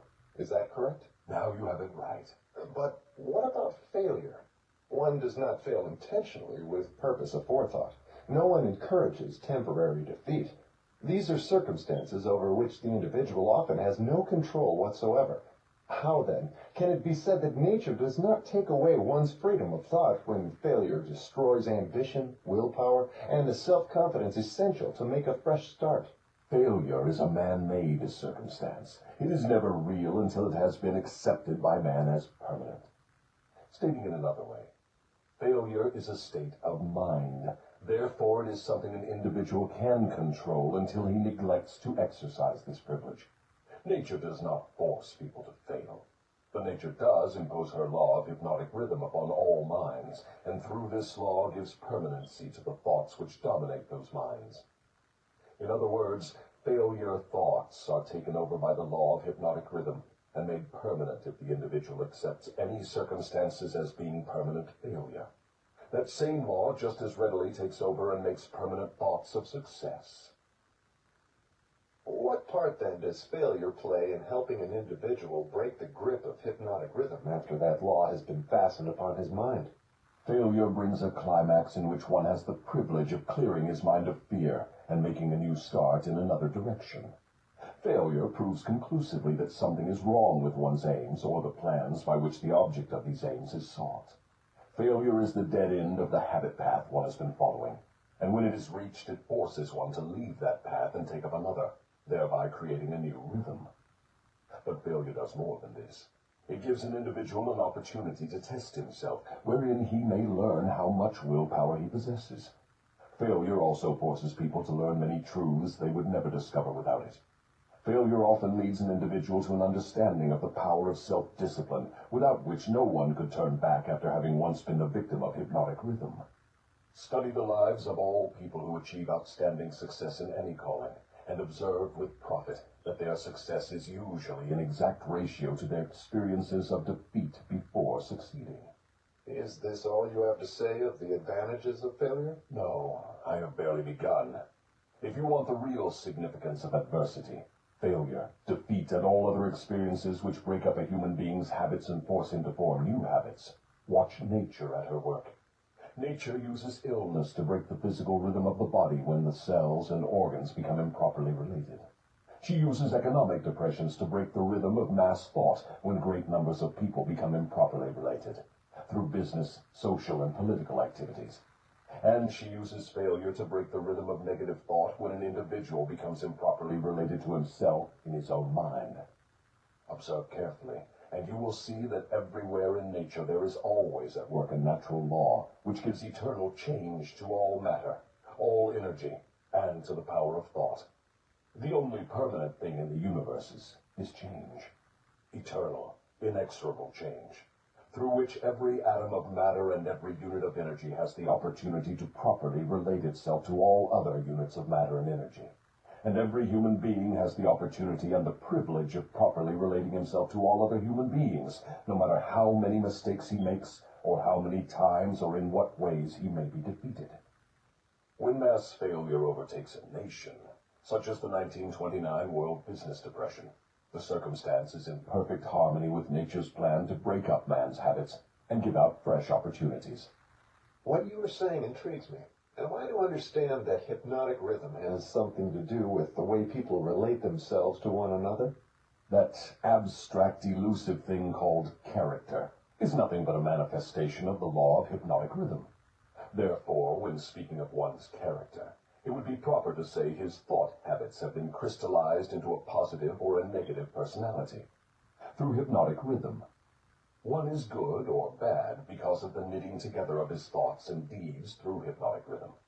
One is bound by poverty or blessed with abundance because his aims, plans, and desires, or lack of them, have been made permanent and real by hypnotic rhythm. Is that all you have to say of the connection between hypnotic rhythm and human relationships? No, I have just begun. Remember, while I am talking, I am speaking of the influence of hypnotic rhythm in connection with all human relationships. Men who succeed in business do so entirely because of the way they relate themselves to their associates and to others outside of the business. Professional men who succeed do so largely because of the manner in which they relate themselves to their clients. It is much more important for the lawyer to know people and to know the laws of nature than it is to know the law. And the doctor is a failure before he starts, unless he knows how to relate himself to his patients, so as to establish their faith in him. Marriage succeeds or fails entirely because of the manner in which the participants relate themselves to one another. Proper relationship in marriage begins with a proper motive for the marriage. Most marriages do not bring happiness because the contracting parties neither understand nor attempt to understand the law of hypnotic rhythm, through the operation of which every word they speak, every act in which they engage, and every motive by which they are inspired to deal with each other is picked up and woven into a web that entangles them in controversial misery, or gives to them the wings of freedom through which they soar above all forms of unhappiness. Every newly made acquaintanceship between people ripens into friendship and then into spiritual harmony, sometimes called love, or plants a germ of suspicion and doubt, which evolves and grows into open rebellion, according to the way in which the participants in the acquaintanceship relate themselves to one another. Hypnotic rhythm picks up the dominating motives, aims, purposes, and feelings of the contacting minds, and weaves these into some degree of faith or fear, love or hatred. After the pattern has taken definite shape, as it does with time, it is forced upon the contacting minds and made a part thereof. In this silent way does nature make permanent the dominating factors of every human relationship. In every human relationship, the evil motives and the evil deeds of the contacting individuals are coordinated and consolidated into definite form and subtly woven into that all-important human trait known as character. In the same manner, the motives and the deeds of good are consolidated and forced upon the individual. You see, therefore, it is not only one's deeds, but also one's very thoughts which determine the nature of all human relationships. You are leading into pretty deep water. Let's keep it near the shore, where I can follow you without fear of getting beyond a safe depth. Go ahead and tell me how this subject of human relationships actually works in the current affairs of a problem-filled world such as we have today. That is a happy thought. But let me make sure you understand the principles I am telling about, before I try to show you how to apply them in the affairs of life. I wish to be sure you understand that the law of hypnotic rhythm is something that no one can control, influence, or evade. But everyone can relate himself to this law so as to benefit by its inexorable operation. Harmonious relationship with the law consists entirely of the individual changing his habits so they represent the circumstances and the things the individual wants and is willing to accept. No one can change the law of hypnotic rhythm any more than one can change the law of gravity. But everyone can change himself. Remember, therefore, in all the discussion of this subject, that all human relationships are made and maintained by the habits of the individuals related. The law of hypnotic rhythm plays only the part of solidifying the factors which constitute human relationships, but it does not create those factors. Before we go further with the discussion of human relationships, I want you to get a clear understanding of the subconscious mind. The term subconscious mind represents a hypothetical physical organ which has no actual existence. The mind of man consists of universal energy. Some call it infinite intelligence. which the individual receives, appropriates, and organizes in definite thought forms through the network of intricate physical apparatus known as a brain. These thought forms are replicas of various stimuli which reach the brain through the 5 commonly known physical senses, and the 6th sense, which is not so well known. When any form of stimuli reaches the brain and takes the definite shape of thought, it is classified and stored away in a group of the brain cells known as the memory group. All thoughts of a similar nature are stored together, so that the bringing forth of one leads to easy contact with all its associates. The system is very similar to the modern office filing cabinet, and it is operated in a similar manner. The thought impressions with which one mixes the greatest amount of emotion or feeling are the dominating factors of the brain because they are always near the surface, at the top of the filing system, so to speak, where they spring into action voluntarily the moment an individual neglects to exercise self-discipline. These emotion-laden thoughts are so powerful, they often cause an individual to rush into action and indulge in deeds which have not been submitted to or approved by his reasoning faculty. These emotional outbursts usually destroy harmony in all human relationships. The brain often brings together combinations of emotional feelings so powerful they completely set aside the control of the reasoning faculty. On all such occasions, human relationships are apt to be lacking in harmony. Through the operation of the 6th sense, the brain of a human being may contact the filing cabinet of other brains and inspect at will whatever thought impressions are on file there. The condition under which one person may contact and inspect the filing cabinet of another person's brain is generally known as harmony. But you may better understand what is meant if I say brains attuned to the same rate of thought vibrations can easily and quickly exercise the privilege of entering and inspecting each other's filing cabinets of thoughts. In addition to receiving organized thoughts from the filing cabinets of other brains through the 6th sense, one can, through this same physical organ, contact and receive information from the universal storehouse known as infinite intelligence. All information reaching one's brain through the 6th sense comes from sources not easily isolated or traced. Therefore, this sort of information is generally believed to come from one's subconscious mind. The 6th sense is the organ of the brain through which one receives all information, all knowledge, all thought impressions which do not come through one or more of the 5 physical senses. Now that you understand how the mind operates, you will more easily understand how and why people come to grief through improper human relationships.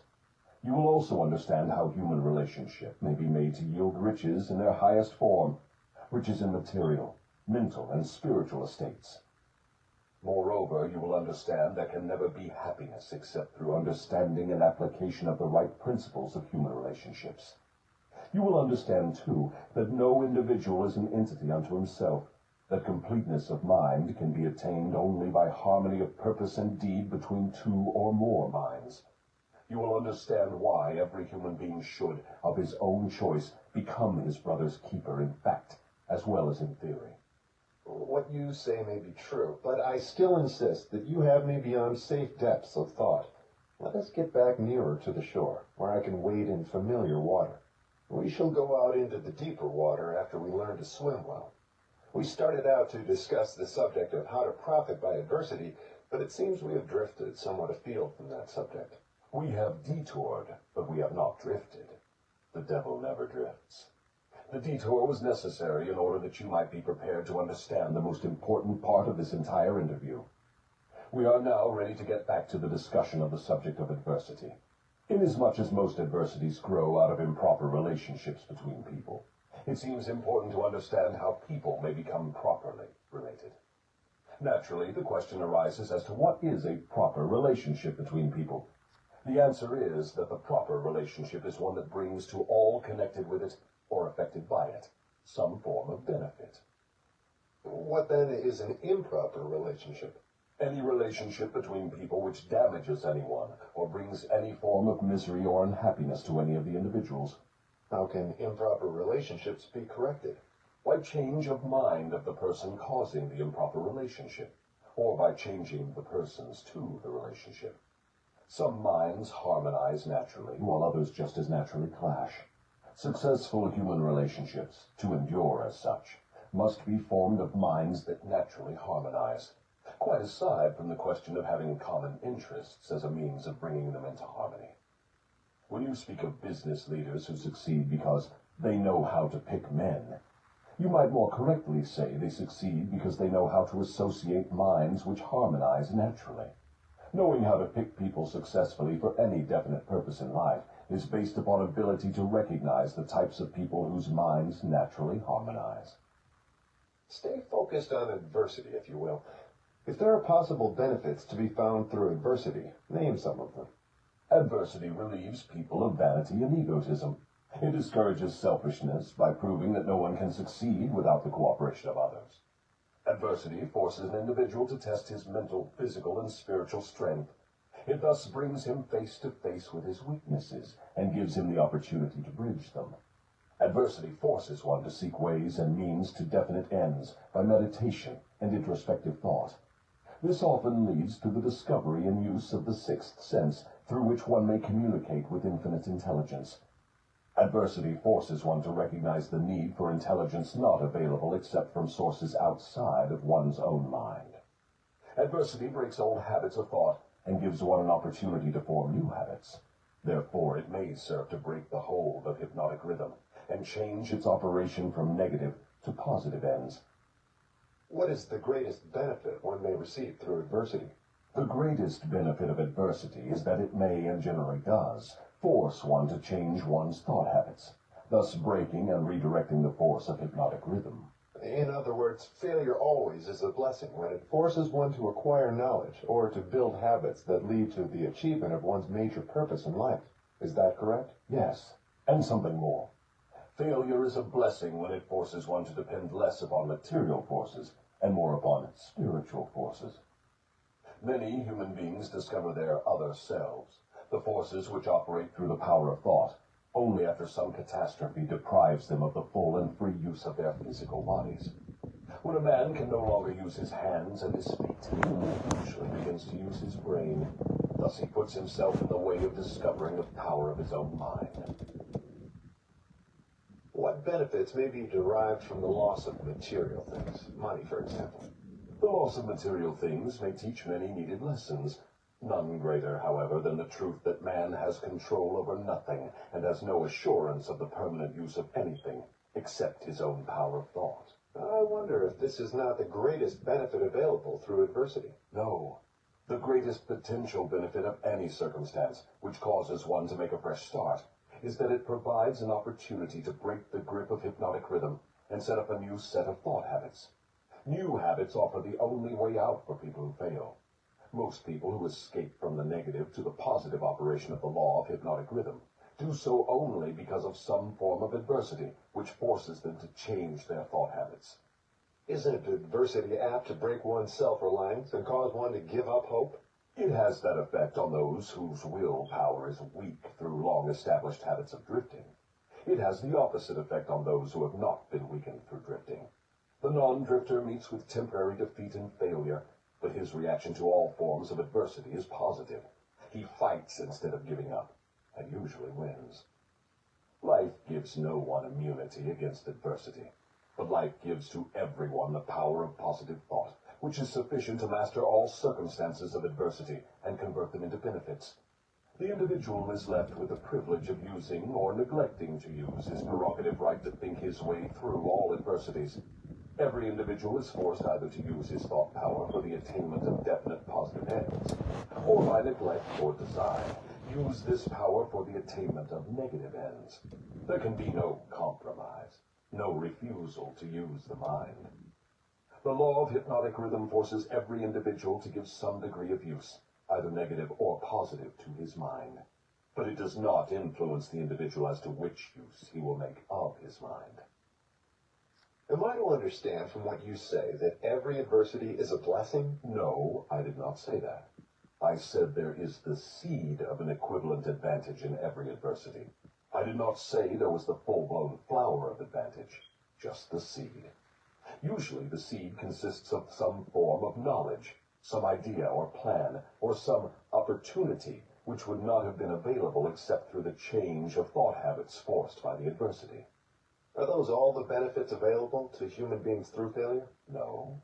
Failure is used by nature as a common language in which she chastises people when they neglect to adapt themselves to her laws.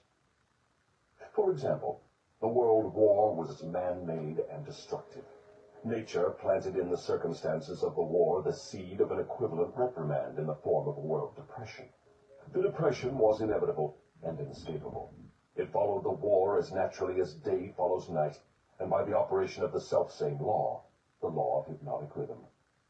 Am I to understand that the law of hypnotic rhythm is the same as that which Ralph Waldo Emerson called the law of compensation? The law of hypnotic rhythm is the law of compensation. It is the power with which nature balances negative and positive forces throughout the universes, in all forms of energy, in all forms of matter, and in all human relationships. Does the law of hypnotic rhythm operate quickly in all instances? For example, does this law immediately bless one with the benefits of positive application of thoughts, or curse one immediately with the results of negative thoughts? The law operates definitely, but not always swiftly. Both the benefits and the penalties incurred through the law by individuals may be harvested by others, either before or after their death. Observe how this law works, by forcing upon one generation of people the effects of both the sins and the virtues of preceding generations. In the operation of all of nature's laws, the fourth dimension, time, is an inexorable factor. The length of time consumed by nature in the relation of effects to their causes depends in every instance on the circumstances at hand. Nature grows a pumpkin in 3 months. A good-sized oak tree requires 100 years. She converts a hen's egg into a chicken in 4 weeks, but she requires 9 months to convert the egg of a human being into an individual. I now have a better understanding of the potentialities of adversity and failure. You may go ahead now with your description of the next of the 7 principles. What is your next principle? The next principle is environmental influence. Go ahead and describe the working principle of environmental influences as a determining factor in human destinies. Environment consists of all the mental, spiritual, and physical forces which affect and influence human beings. What connection, if any, is there between environmental influences and hypnotic rhythm? Hypnotic rhythm solidifies and makes permanent the thought habits of human beings. Thought habits are stimulated by environmental influences. In other words, the material on which thoughts are fed comes from one's environment. Thought habits are made permanent by hypnotic rhythm. What is the most important part of one's environment? The part which determines, more than all others, whether an individual makes positive or negative use of his mind? The most important part of one's environment is that created by his association with others. All people absorb and take over, either consciously or unconsciously, the thought habits of those with whom they associate closely. Do you mean by this that constant association with a person whose thought habits are negative influences one to form negative thought habits? Yes. The law of hypnotic rhythm forces every human being to form thought habits which harmonize with the dominating influences of his environment, particularly that part of his environment created by his association with other minds. Then it is important that one select one's close associates with great care. Yes. One's intimate associates should be chosen with as much care as one chooses the food with which he feeds his body, with the object always of associating with people whose dominating thoughts are positive, friendly, and harmonious. Which class of associates has the greatest influence upon one? One's partner in marriage and in the home, and one's associates in his occupation. After that come close friends and acquaintances. Casual acquaintances and strangers have but little influence on one. Why does one's partner in marriage have so great an influence upon one's mind? Because the relationship of marriage brings people under the influence of spiritual forces of such weight that they become dominating forces of the mind. How may environmental influences be used to break the grip of hypnotic rhythm?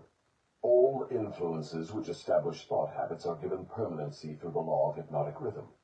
One may change the influences of his environment so that the dominating influences are either positive or negative, and the law of hypnotic rhythm will make them permanent unless they are changed through one's habits of thought. Stating this truth in another way, one may submit himself to any environmental influence desired, whether positive or negative, and the law of hypnotic rhythm will make the influence permanent when it assumes the magnitude of thought habit. Is that the way the law works? That is correct. Be careful of all forces which inspire thought. Those are the forces which constitute environment and determine the nature of one's earthly destiny. What class of people controls their environmental influences? The non-drifters. All who are victims of the habit of drifting forfeit their power to choose their own environment. They become the victims of every negative influence of their environment. Is there no way out for the drifter? Is there no method by which he may submit himself to the influence of a positive environment? Yes, there is a way out for drifters. They can stop drifting, take possession of their own minds, and choose an environment which inspires positive thought. This they may accomplish through definiteness of purpose. Is that all there is to the act of eliminating the habit of drifting? Is the habit only a state of mind? Drifting is nothing but a negative state of mind, a state of mind conspicuous by its emptiness of purpose. What effective procedure may one follow in establishing an environment most helpful in developing and maintaining positive thought habits? The most effective of all environments is that which may be created by a friendly alliance of a group of people who will obligate themselves to assist one another in achieving the object of some definite purpose. This sort of an alliance is known as a mastermind. Through its operation, one may associate himself with carefully chosen individuals, each of whom brings to the alliance some knowledge, experience, education, plan, or idea suited to his needs in carrying out the object of his definite purpose. The most successful leaders in all walks of life avail themselves of this sort of made-to-order environmental influence. Outstanding achievement is impossible without the friendly cooperation of others. Stating the truth in another way, successful people must control their environment, thereby ensuring themselves against the influence of a negative environment. What of people whose duty to relatives makes it impossible for them to avoid the influence of a negative environment? No human being owes another any degree of duty which robs him of his privilege of building his thought habits in a positive environment. On the other hand, every human being is duty-bound to himself to remove from his environment every influence which even remotely tends to develop negative thought habits. Isn't this a cold-blooded philosophy? Only the strong survive. No one can be strong without removing himself from all influences which develop negative thought habits. Negative thought habits result in the loss of the privilege of self-determination, no matter what or who may cause those habits. Positive thought habits may be controlled by the individual and made to serve his aims and purposes. Negative thought habits control the individual and deprive him of the privilege of self-determination. I deduce from all you've said that those who control the environmental influences out of which their thought habits are built are masters of their earthly destinies, and that all others are mastered by earthly destinies. Is that stating the matter correctly? Perfectly stated. What establishes one's thought habits? All habits are established because of inherent or acquired desires or motives. That is, habits are begun as the result of some form of definite desire. What takes place in the physical brain while one is forming thought habits? Desires are organized impulses of energy, called thoughts. Desires that are mixed with emotional feeling magnetize the brain cells in which they are stored and prepare those cells to be taken over and directed by the law of hypnotic rhythm. When any thought appears in the brain or is created there, and is mixed with keen emotional feeling of desire, the law of hypnotic rhythm begins at once to translate it into its physical counterpart. Dominating thoughts, which are acted upon first by the law of hypnotic rhythm, are those with which are mixed the strongest desires and the most intense feelings. Thought habits are established by the repetition of the same thoughts. What are the most impelling basic motives or desires which inspire thought action? The 10 most common motives, those which inspire most of one's physical action, are these: the desire for sex expression and love, the desire for physical food, the desire for spiritual, mental, and physical self-expression, the desire for perpetuation of life after death, the desire for power over others, the desire for material wealth, the desire for knowledge, the desire to imitate others, the desire to excel others, the 7 basic fears. These are the dominating motives which inspire the majority of all human endeavors. What about the negative desires, such as greed, envy, avarice, jealousy, anger? Are these not expressed more often than any of the positive desires? All negative desires are nothing but frustrations of positive desires. They are inspired by some form of defeat, failure, or neglect by human beings to adapt themselves to nature's laws in a positive way. That's a new slant on the subject of negative thoughts. If I correctly understand what you have said, all negative thoughts are inspired by one's neglect or failure to adapt oneself harmoniously to nature's laws. Is that correct? That is exactly correct. Nature will not tolerate idleness or vacuums of any sort. All space must be and is filled with something. Everything in existence, of both a physical and a spiritual nature, must be and is constantly in motion. The human brain is no exception. It was created to receive, organize, specialize, and express the power of thought. When the individual does not use the brain for the expression of positive creative thoughts, nature fills the vacuum by forcing the brain to act upon negative thoughts. There can be no idleness in the brain. Understand this principle, and you will come into a new and important understanding of the part environmental influences take in the lives of human beings. You will better understand also how the law of hypnotic rhythm operates, it being the law which keeps everything and everyone constantly moving through some form of expression of either negative or positive principles. Nature is not interested in morals as such. She is not interested in right and wrong. She is not interested in justice and injustice. She is interested only in forcing everything to express action according to its nature. That is an enlightening interpretation of nature's ways. To whom may I turn for corroboration of your claims? To men of science, to the philosophers, to all accurate thinkers. Lastly, to the physical manifestations of nature herself. Nature has no such thing as dead matter. Every atom of matter is constantly in a state of motion. All energy is constantly in motion. There are no dead voids anywhere. Time and space are literally manifestations of motion of such swiftness that it cannot be measured by human beings. Alas, one is forced to the conclusion from what you say that the sources of dependable knowledge are shockingly limited. The developed sources of knowledge are limited. Every normal adult human brain is a potential gateway to all the knowledge there is throughout the universes. Every normal adult brain has within its mechanism the possibility of direct communication with infinite intelligence, wherein exists all the knowledge that is or can ever be. Your statement leads me to believe that human beings may become all they have attributed to what they call God. Is that what you mean? Through the law of evolution, the human brain is being perfected to communicate at will with infinite intelligence. The perfection will come through organized development of the brain, through its adaptation to nature's laws. Time is the factor which will bring perfection. What causes cycles of recurring events such as epidemics of disease, business depressions, wars, and crime waves? All such epidemics in which great numbers of people are similarly affected are caused by the law of hypnotic rhythm, through which nature consolidates thoughts of a similar nature and causes those thoughts to be expressed through mass action. Then the Great Depression was put into motion because great numbers of people were influenced to release thoughts of fear. Is that correct? Perfectly. Millions of people were endeavoring to get something for nothing through stock gambling. When they suddenly discovered they had gotten nothing for something, they became frightened, rushed to their banks to draw out their balances, and the panic was on. Through mass thought of millions of minds, all thinking in terms of fear of poverty, the depression was prolonged over a period of years. From what you say, I deduce that nature consolidates the dominating thoughts of people and expresses these thoughts through some form of mass action, such as business depressions, business booms, and so on. Is that correct? You have the right idea. Let us now take up the next of the 7 principles. Go ahead and describe it. The next principle is time, the 4th dimension. What relationship is there between time and the operation of the law of hypnotic rhythm? Time is the law of hypnotic rhythm.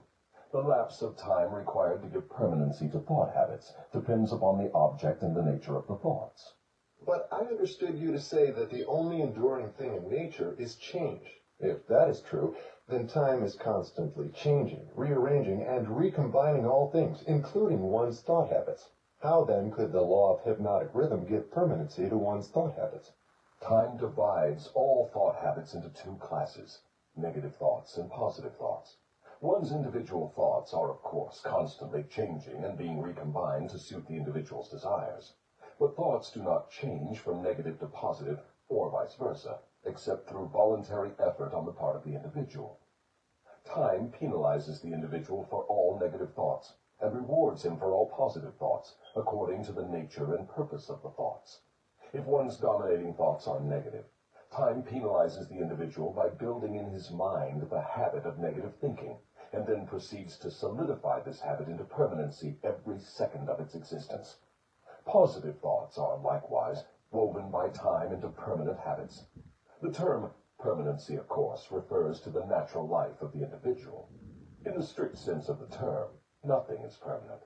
Time converts thought habits into what might be called permanency during the life of the individual.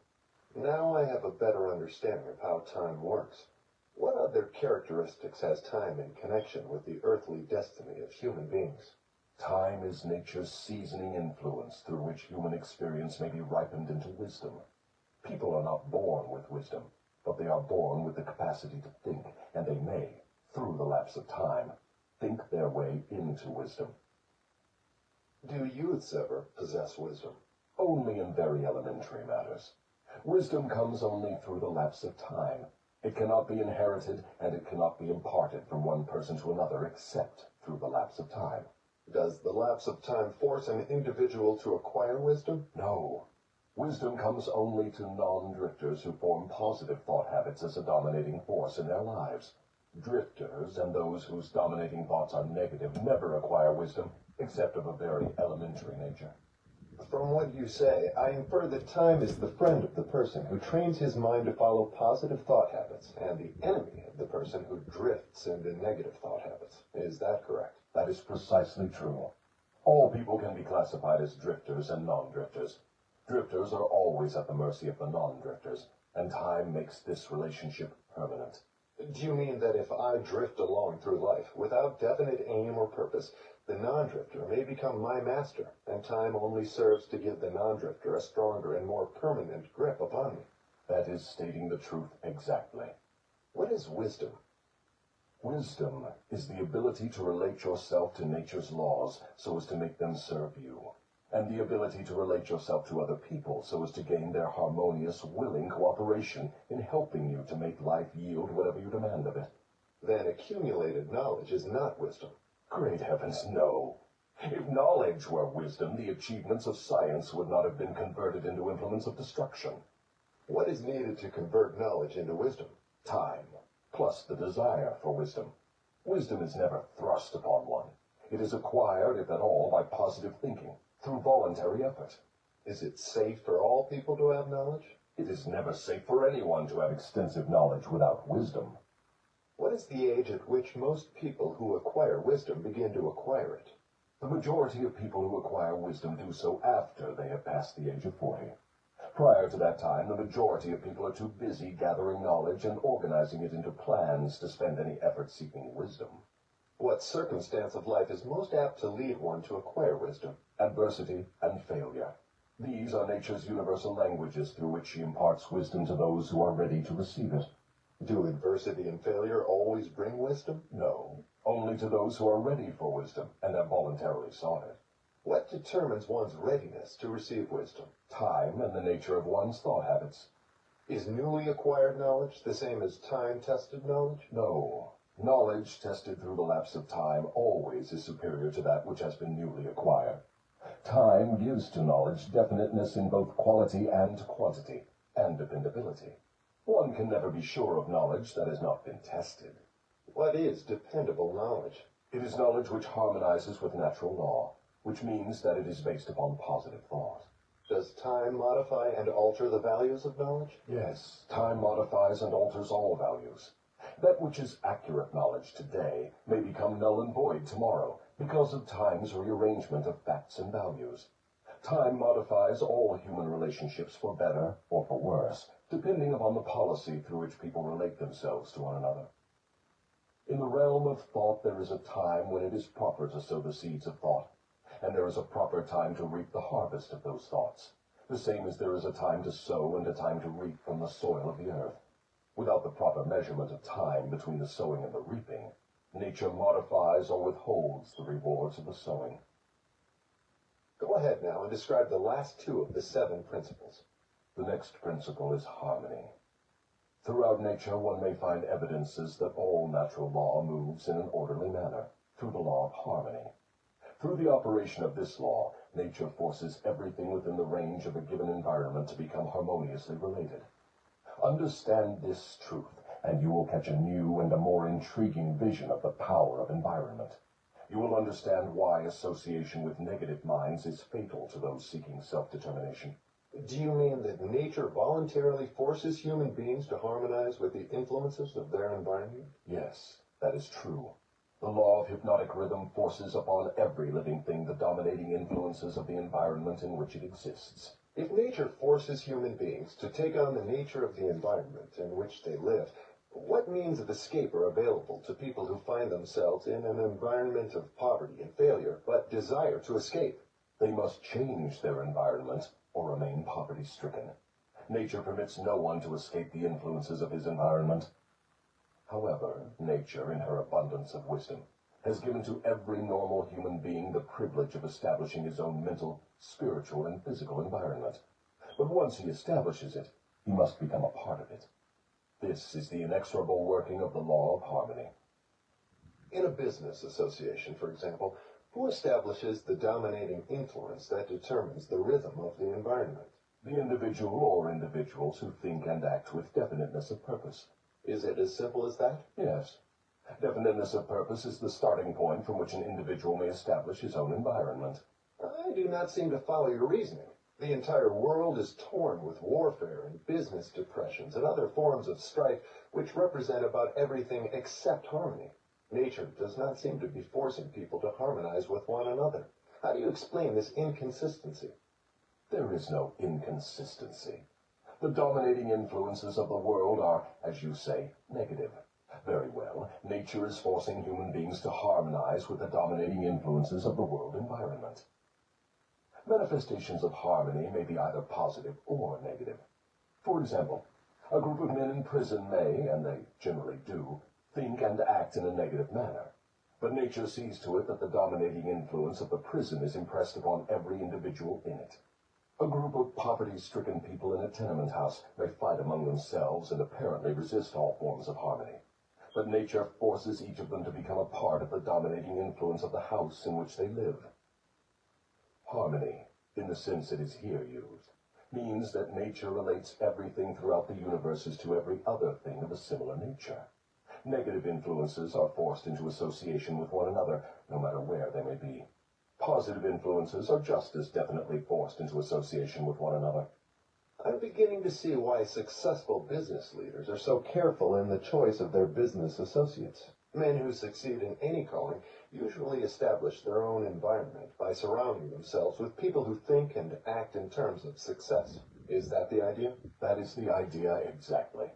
Observe, with profit, that the one thing all successful men insist upon is harmony among their business associates. Another trait of successful people is that they move with definiteness of purpose and insist upon their associates doing the same. Understand these two truths, and you understand the major difference between a Henry Ford and a day laborer. Now, tell me about the last of the 7 principles. The last principle is caution. Next to the habit of drifting, the most dangerous human trait is the lack of caution. People drift into all sorts of hazardous circumstances because they do not exercise caution by planning the moves they make. The drifter always moves without exercising caution. He acts first and thinks later, if at all. He does not choose his friends. He drifts along and allows people to attach themselves to him on their own terms. He does not choose an occupation. He drifts through school and is glad to get the first job that will give him food and clothing. He invites people to cheat him at trade by neglecting to inform himself of the rules of trade. He invites illness by neglecting to inform himself of the rules of sound health. He invites poverty by neglecting to protect himself against the environmental influences of the poverty-stricken.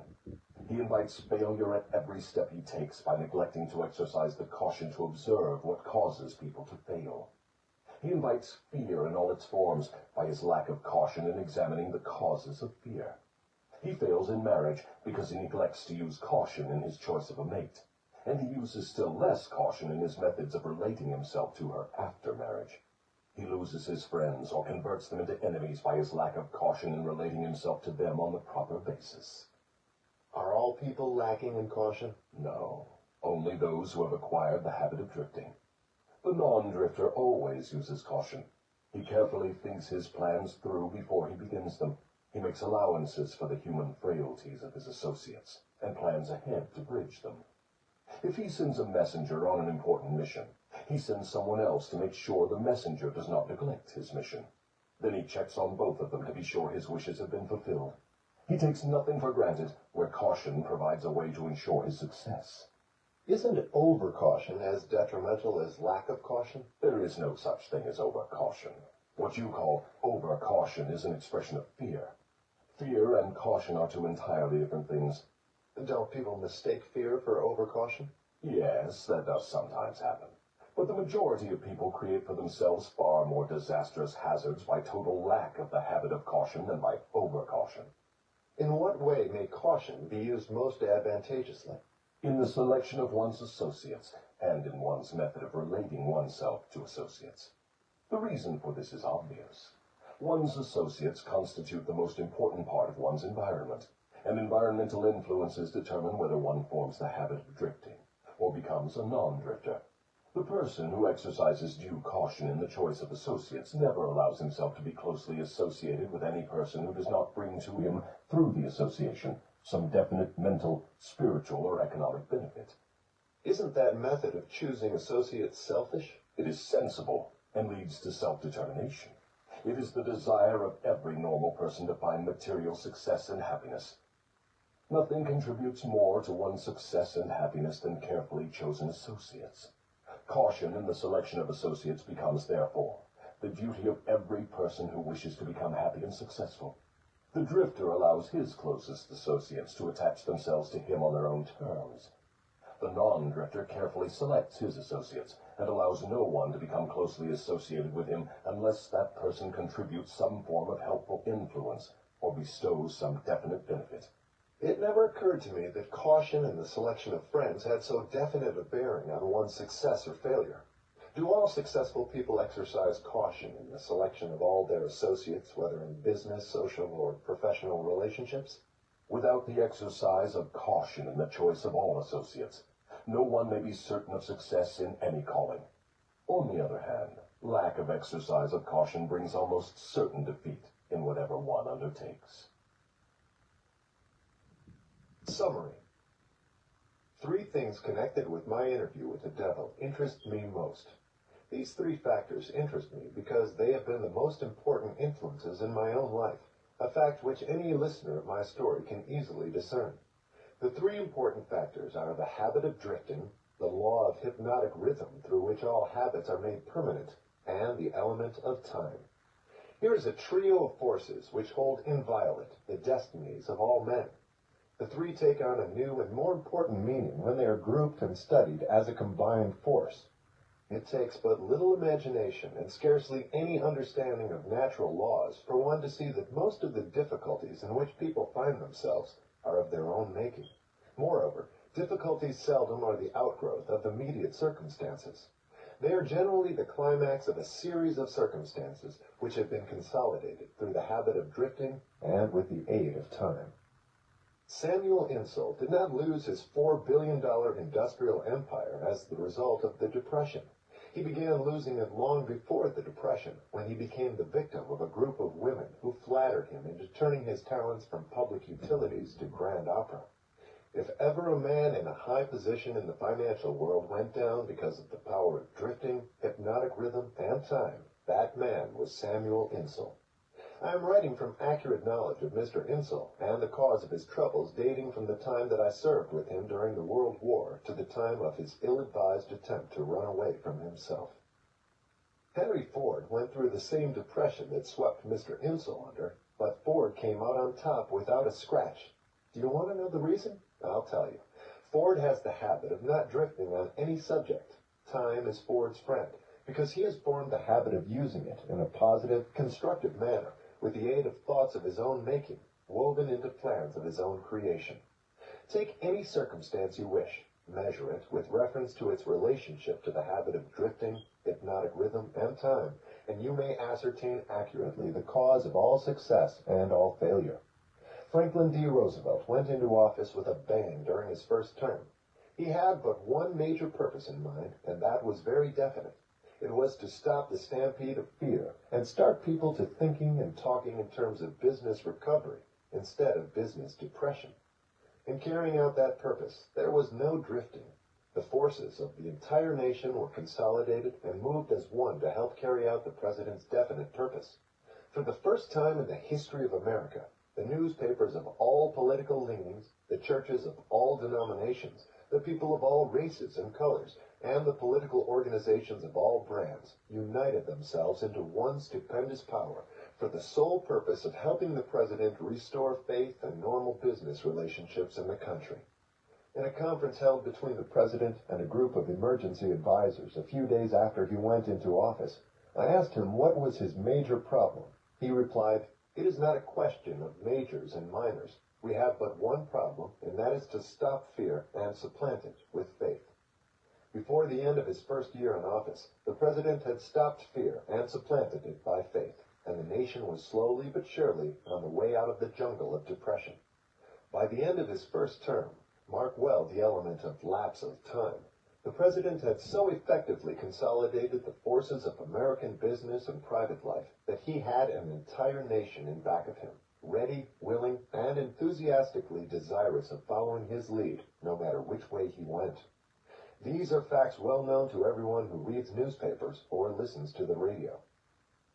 Then came another presidential election and the opportunity for the people to express their faith in their leader.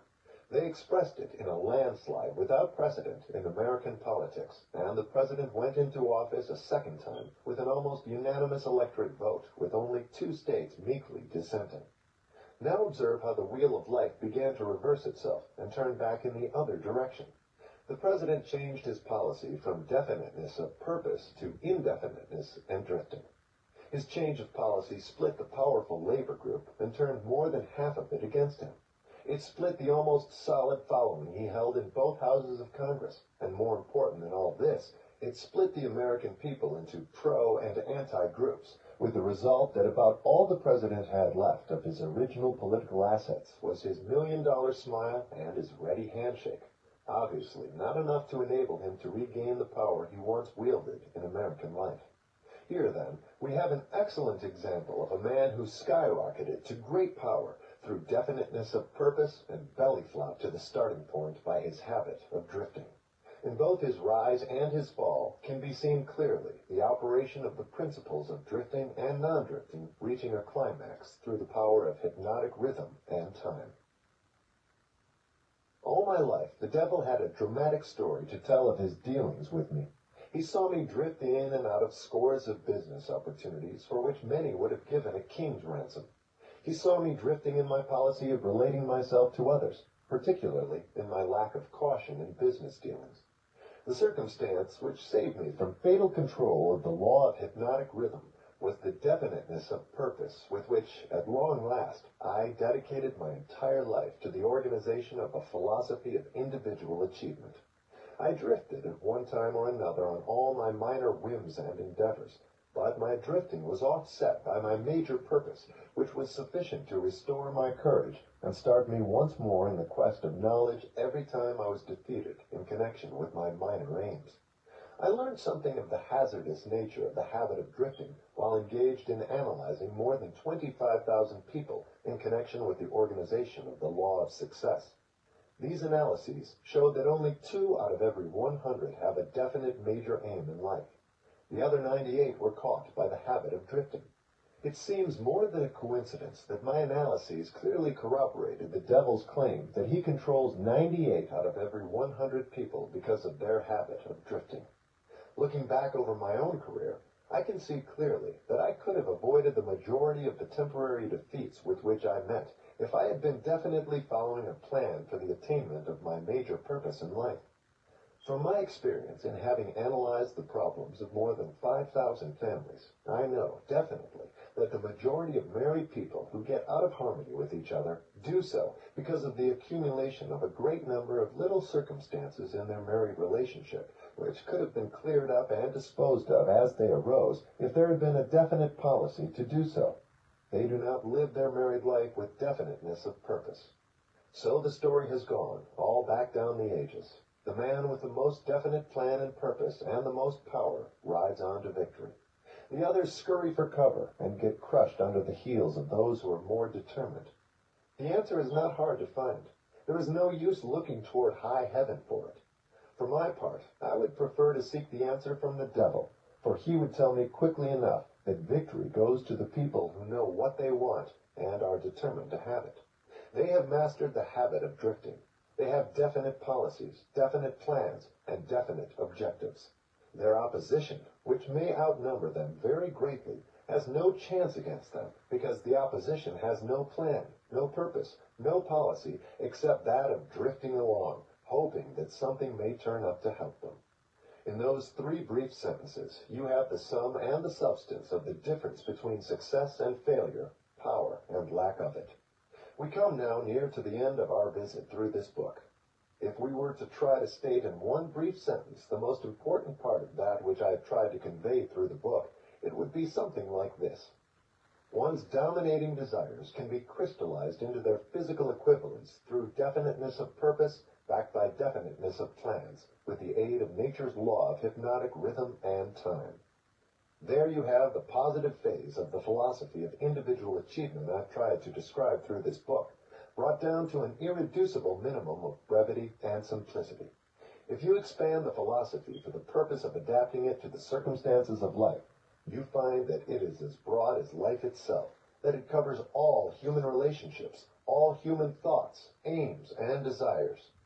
So here we are, at the end of the strangest of all the thousands of interviews I have had with the great and the near great, over a period of 50 years of labor, in my search for the truths of life that lead to happiness and economic security. How strange indeed that after having had active cooperation from men such as Carnegie, Edison, and Ford, I should have been compelled, finally, to go to the devil for a working knowledge of the greatest of all the principles uncovered in my quest for truth. How strange that I was forced to experience poverty and failure and adversity in 100 forms before being given the privilege of understanding and using a law of nature which softens the thrust of these wicked weapons or wipes them out altogether. But the strangest of all this dramatic experience which life has provided me is the simplicity of the law through which, if I had understood it, I could have transmuted my desires into substantial form without having to undergo so many years of hardship and misery. I find now, at the end of my interview with the devil, that I had been carrying in my own pockets the matches with which the fires of adversity were being touched off. And I find, too, that the water with which those fires were finally extinguished was at my command in great abundance. I searched for the philosopher's lodestone with which failure may be converted into success, only to learn that both success and failure are the results of day-to-day evolutionary forces through which dominating thoughts are pieced together bit by bit and woven into the things we want or the things we do not want, according to the nature of those thoughts. How unfortunate that I did not understand this truth from the time that I reached the age of reason, for if I had understood it then, I might have been able to go around some of the hurdles I've been forced to jump as I walked through the valley of the shadow of life. The story of my interview with the devil is now in your hands. The benefits you will receive from it will be in exact proportion to the thought it inspires in you. To benefit from listening to the interview, you need not agree with every portion of it. You have only to think and to reach your own conclusions concerning every part of it. How reasonable that is.